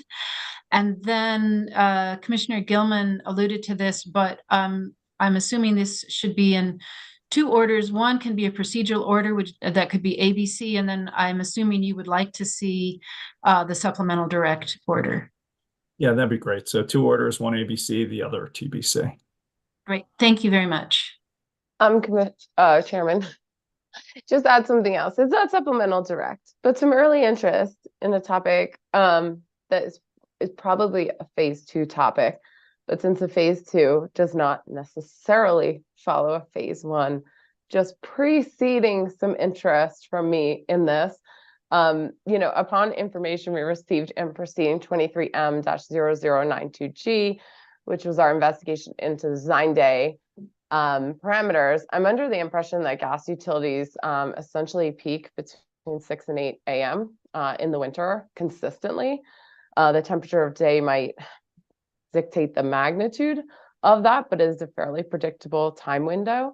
And I think this is interesting, especially in the context of if we see changes where more customers use gas only as a capacity resource, only as backup heating, it may really change the dynamics of how cost allocation is happening on that system, with this demand component being really a very important cost driver or capacity concern. So nothing to do now, but just flagging. There's nothing that says we will definitively get a phase 2 after this. I'm sure it's something we'll talk about in the deliberations and as we move forward, but I'm very interested in kind of this time of use issue and the potential for shifting cost allocations as we go forward. It seems as though quite a bit is already based upon serving the capacity need and design day, but that could be even amplified by the changing way that some people might use the system. So this is just of a lot of interest to me as we move I forward. would say that, yeah, there's a phase 2 component to that, but I think since peak day design day demand is driving the new capacity need, and that time of day issue seems to be critical for driving revenue requirement, capital investment, I wouldn't think it would be inappropriate for a phase 1 case. So would you? I'd be supportive of asking that question as part of that supplemental direct testimony. I didn't really have a question prepared. I just wanted to flag. I think this is an issue that will be of increasing interest, especially if we see customers begin to use this system primarily as a capacity resource, which I think is suggested in other filings as a path forward where we'll see potentially electrification with gas backup. And in that case, those customers would be continuing to add capacity demands to the system, but without the throughput. And so I think we will really need to consider if pure volumetric rates, like how we assess right now, work for that scenario, albeit not suggesting that we invest in all new metering infrastructure at this point in the game. I'm not suggesting that, but just it's something I think we really need to keep our eye on as we look at this transition to more electrified sources. If gas is used as the backup, we could see the cost drivers of this system and those cost allocations be something that becomes different and kind of much more interesting than in the past, and something we'll need to watch, especially from an equity perspective, to ensure that we're really allocating those costs appropriately. All right, well, maybe we'll just flag it in the supplemental direct order without a question or a request. You okay with that, Commissioner Plant? An observation? Yes, an observation and an expression of commission interest. Okay. Yeah, I support that. All right, anything else on this one, Ms. Friedman? All right, I just want to let you guys know I need to take a break at 11. For maybe 15 or 20 minutes. So I apologize for that. I didn't expect this to go on so long with the wildfire mitigation. So we'll keep going, but may need to take a break at 11. Proceeding number 24A-0079 G, Black Hills CP service territory. Mr. Davis, this isn't a new one for me. Good morning, Commissioners. I'm Ron Davis of the Commission's advisory staff. Can you see and hear me okay? We can. Great. Okay. Well, this morning I'd like to present Black Hills service area application for a decision on whether to refer the matter to an administrative law judge. In this case, Black Hills is seeking to provide natural gas utility service to a new residential and mixed-use development that will be in El Paso County, and it's called the Amara development. Black Hills states that it already provides gas utility services to customers adjacent to that area and holds a CPCN dating back to the 1950s for half of the land in the Amara development. Black Hills goes on to state that the proposed extension would be contiguous to its existing system and that the area is not served by a public utility providing the same commodity or service. Black Hills also seeks to provide service, natural gas service, to another planned development in El Paso County called Flying Horse East. Black Hills states that it already provides gas utility services to the nearby Air Force Base and the adjacent Mayberry community. Black Hills further states that the proposed extension area is not served by another public utility providing the same services. Black Hills generally argues that it's in the public interest that service to customers in both proposed extensions be provided by a single utility based both on underlying economics and so that there's no confusion among the customers on who to call during emergency situations. Interventions and requests for hearing have been filed by Colorado Springs Utilities and jointly by La Plata Cruz Holdings and T-Cross Ranches, who together hold ownership and development interests in the Amara development. Colorado Springs Utilities argues that the Amara development is a proposed but not an actual development as implied by Black Hills. CSU also adds that the developer of the proposed Amara development is actively pursuing annexation to the city of Colorado Springs for the entire development property. And the timeline for that is makes it possible for an annexation decision to be reached in June of this year. CSU likewise states that Black Hills' characterization of the Flying Horse East development as being in initial planning phase is actually optimistic. But CSU also claims that the developer of that property is also considering annexation into the city of Colorado Springs. CSU contends that Black Hills fails to show an urgent need to certificate this additional territory and that to the extent any immediate natural gas service is requested for the developments, Black Hills likely has the right but not the obligation to extend its reach into those portions. La Plata and T-Cross similarly explains that the Amara development is currently in the process of being annexed to the city of Colorado Springs. And they state that for nearly 2 years, they've been working closely with the city and CSU regarding annexation. Staff of the commission has also filed an intervention of right and requests a hearing. Staff seeks to examine whether the proposed extension of the service area is consistent with state and commission goals, the potential impacts on rates of Black Hills' existing customers, and whether the expansion of the system results in a provision of gas service to the two developments in the most logical and economic manner. So given these intervention pleadings and requests for hearing, I recommend this morning that the commission refer the matter to an ALJ by minute entry. Commissioner Plant. I support the recommendation. Commissioner Gilman. I agree. As do I. Thank you, Mr. Davis. Mr. Acera, Mr. Foreman, can we take this in 5 minutes or is it going to be longer, you think? No, I think it will be much shorter. 24D0074G, CNG, public convenience and necessity. Yeah, good morning, Commissioners. This is a petition for declaratory order clarifying whether a CPCN or a Certificate of Public Convenience and Necessity is required to construct a line to serve increased throughput to Grupo Cementos de Chihuahua of America down in Pueblo, Colorado. CNG believes that under statute and rule, it does not need a CPCN for the project. In the alternative, the petition includes a request for a waiver of Rule 4102D, requiring a utility with less than 50,000 full service customers to apply for a CPCN for any project greater than $5 million. In February, you decided to accept the petition and set notice and intervention periods. Since then, there have been 2 interveners, both by right, UCA, and trial staff. The matter is before you today to determine whether the case should be heard en banc or referred to an ALJ.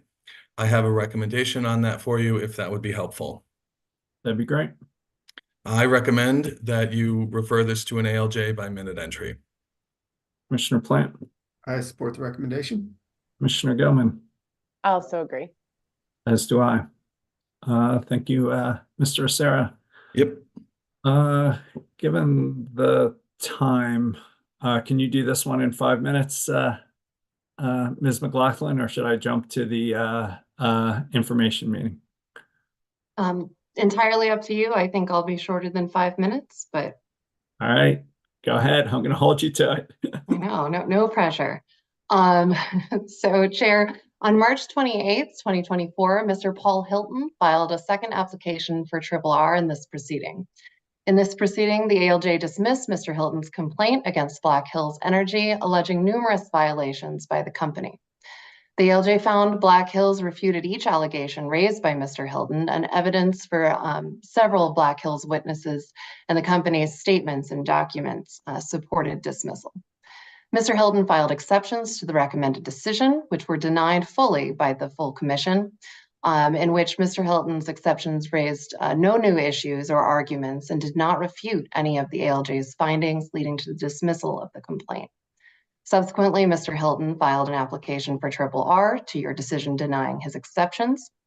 And through that decision on RRR, again, the commission found that, consistent with your prior order on exceptions, the commission found that there were no new issues raised and that your decision on exceptions was again upheld. Before you today, Mr. Hilton seeks a second application for RRR. Upon review of his second RRR, it is apparent that Mr. Hilton has again failed to present any argument or evidence that the Commission's previous decisions on exceptions and RRR are unlawful, unjust, or unwarranted. In fact, the citations to the Commission rules and arguments raised are nearly identical to his first RRR that the Commission denied. Because Mr. Hilton has not raised any new arguments or stated with any specificity anything within your previous decisions that is unlawful, Council recommends denying Mr. Hilton's second application for RRR. Of note, since this is a second denial of RRR, if you agree not to reverse, change, or modify your original decision on exceptions or the ALJ's recommended decision which you upheld, your final decisions here are effective. The matter here is concluded before the PUC, and your decision is not subject to further administrative appeals or applications for RRR before the Commission. So that is my recommendation from Council for your discussion and vote. And if you agree, an ABC decision can be prepared. Commissioner Plant, I agree with the recommendation. Commissioner Goman, I also agree. as do I. And as you say, that can be an ABC decision. Thank you. With my apologies to the both of you and everyone else, if we could take a break till 11:15, that'd be greatly appreciated. If we could reconvene at 11:15, that'd be great. Thanks.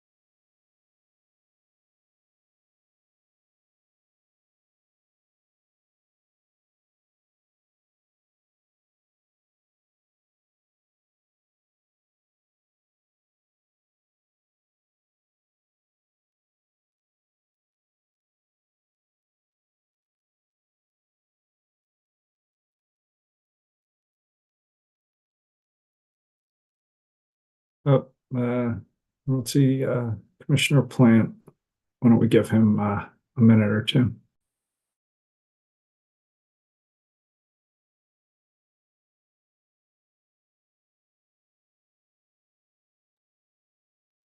Welcome back, Commissioners' Weekly Meeting, April 10th. Mr. Levesque, scheduling a Commissioners' Information Meeting. Good morning, Commissioners. Justin Levesque of your research staff. Commissioners, for your consideration, should the Commission convene a Commissioners' Information meeting on Tuesday, April 16th, 2024, regarding the Colorado Energy Office's report on pathways to deep decarbonization in Colorado's electric sector by 2040. The purpose of this CIM is to hear from the Energy Office on their consultant report on decarbonizing Colorado's electric sector by 2040. This report was done to support the recent update of the state's GHG roadmap. Are there any questions on this matter? Or I can go into a recommendation. I think I can guess your recommendation. Staff recommends the Commission schedule a CIM to discuss, as discussed, for April 16th. Commissioner Plant. I agree. Commissioner Gilman. Also agree. As do I. Thank you, Mr. Levesque.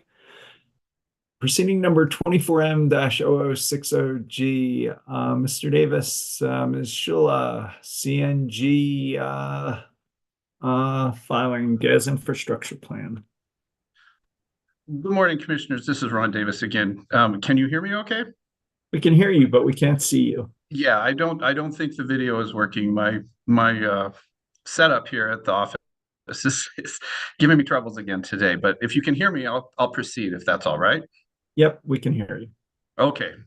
Well, good morning again. I'm Ron Davis, and Jesse Chula is joining me this morning in this matter. And we'd like to take agenda items 6, 7, and 8 together.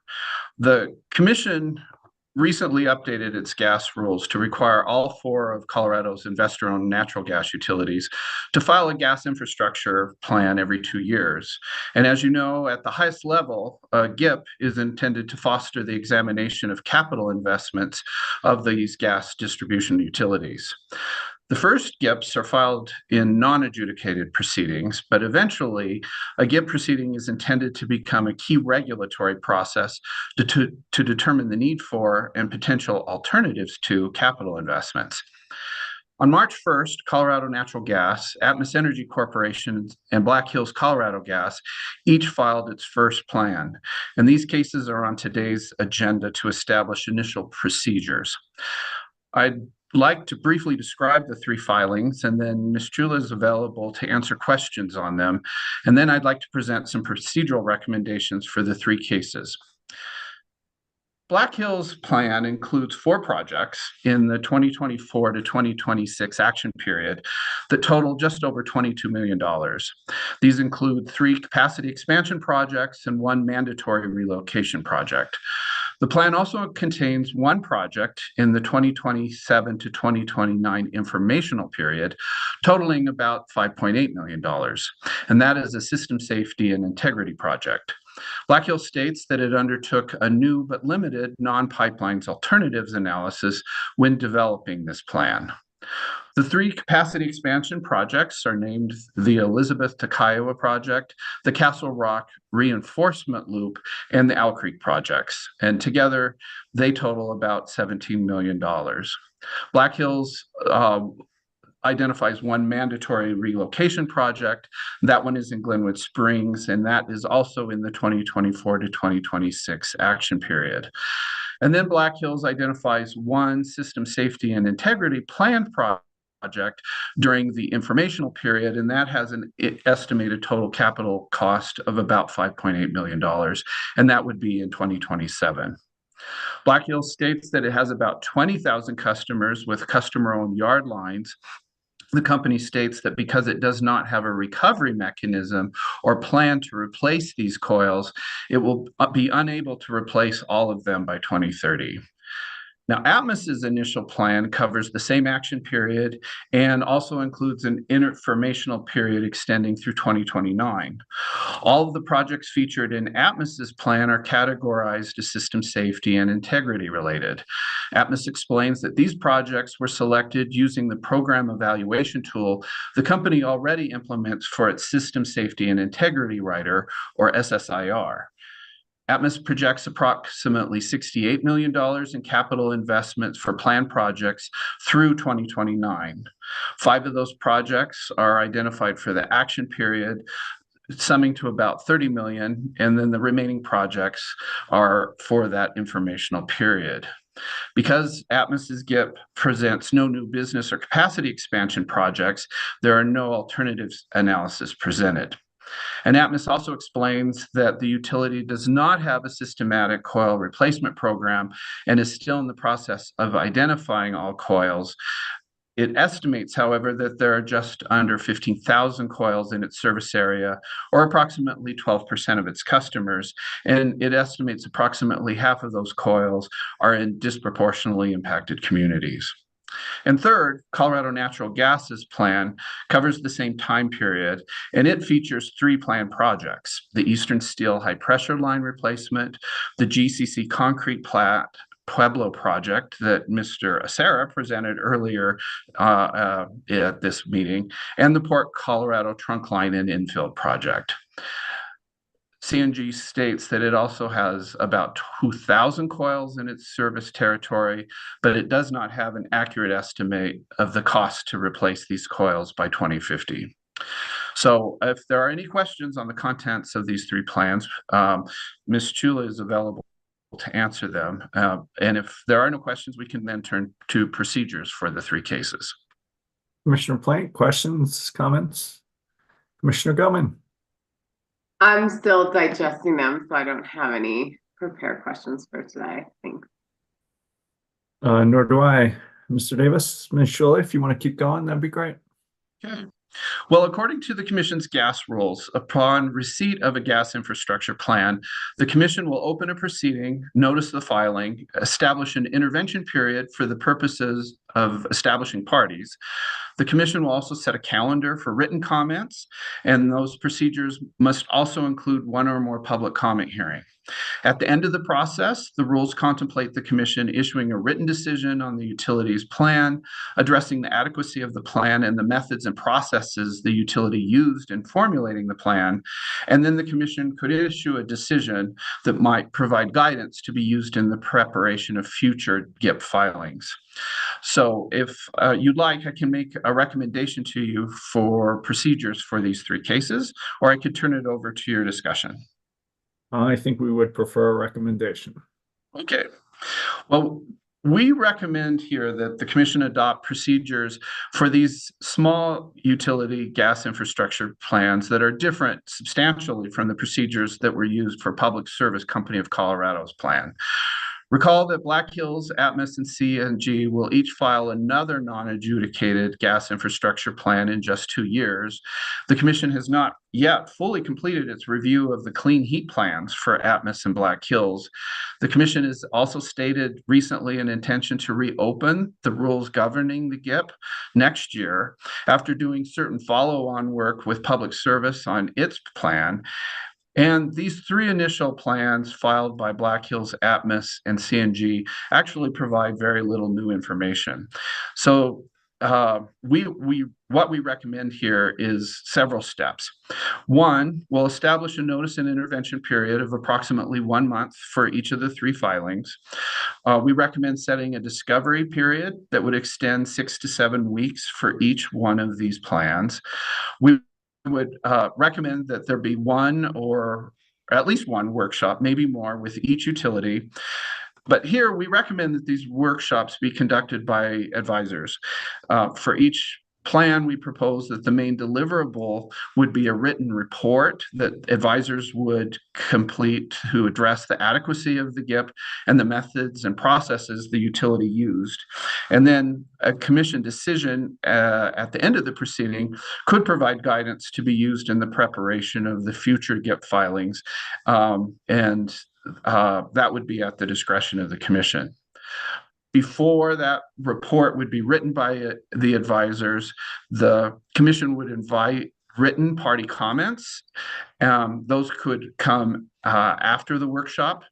And then we recommend that the public comment hearings for each plan be scheduled by the commission, but that they would be administered each by an administrative law judge rather than the commission en blanc. The transcripts of these proceedings would be entered into the record and would be available to the commissioners for their review. And then, as I alluded to earlier, advisors would prepare a report. This report would put forward our suggestions for each GIP filing, and we would intend to present recent rate-based growth and other rate case information into the evaluation of the GIPs to verify the utilities' projections of their future infrastructure investment. And then we would present metrics on the public participation in the cases. These reports would be available to the public and would be subject to final written comments from the parties. And then following all those steps, we would bring the matters back to the commissioners at a weekly meeting. And then based on the records we present to you, you could render a decision that you deem appropriate. So for timing and workload purposes, these steps would be staggered across the 3 separate cases. And to minimize the burdens on the utilities, the start and end dates of the discovery periods would be firmly established. So for example, starting with the utilities in the order of their proceeding numbers, CNG's discovery period could be from May through mid-June. We would have the workshop in mid-May. Written comments would come in through the first half of June. NALJ would conduct the first comment period, or first public comment hearing in that time. The advisors would complete the report, say in mid-July, and then the final comments would come in August. We would then come back to the commissioners at a weekly meeting in September. And then for Atmos, all those same steps would happen, but would be sequenced to start about a month later. And then we would do the same with Black Hills. But for each one of those cases, the discovery period would have a discrete start and end date. So those are our procedural recommendations. And if adopted by the commissioners this morning, we'd lay out these procedures and schedules in a separate decision for each proceeding. Commissioner Plant? I agree with that procedural recommendation. Commissioner Goman? Thanks, Mr. Davis. Yeah, I agree. And as I understand it, Mr. Davis, this kind of keeps it on bunk, but allows some of our staff to take a role in ushering this through. So to my understanding, if the commission does have questions or wants additional involvement as we move forward, we could hypothetically bring this to a weekly meeting and, you know, ask questions or adjust as we find necessary as we're moving forward. Does that meet your understanding and expectation? Absolutely. We can brief the commissioners to the extent they want briefings during the entire course of the process. And we can always bring these matters back to the commission for a weekly meeting discussion at any time. And because this would be something that the advisors would be doing, there would be no need to like rescind a referral or anything complicated like that. So your understanding is absolutely correct. Okay, great. Just want to recognize first time, so some flexibility in how we take this and understand the parts as they come is certainly appreciated. So yeah, I agree with your procedural recommendation. As do I, and I just echo Commissioner Goman's comments about the flexible, creative way you've dealt with this. So I think that can be an ABC decision. Setting a notice and intervention period of 1 month, scheduling discovery and staff-led workshops, and allowing for comments and public comment hearings prior to a staff report. So anything else, Mr. Davis? No, that's all. Thank you. Thank you. Commissioner Plant, I think that concludes our agenda. Anything else before we adjourn? I have nothing else. Commissioner Gilman. Nothing additional. Thanks. Thank you all, and we'll see you next time.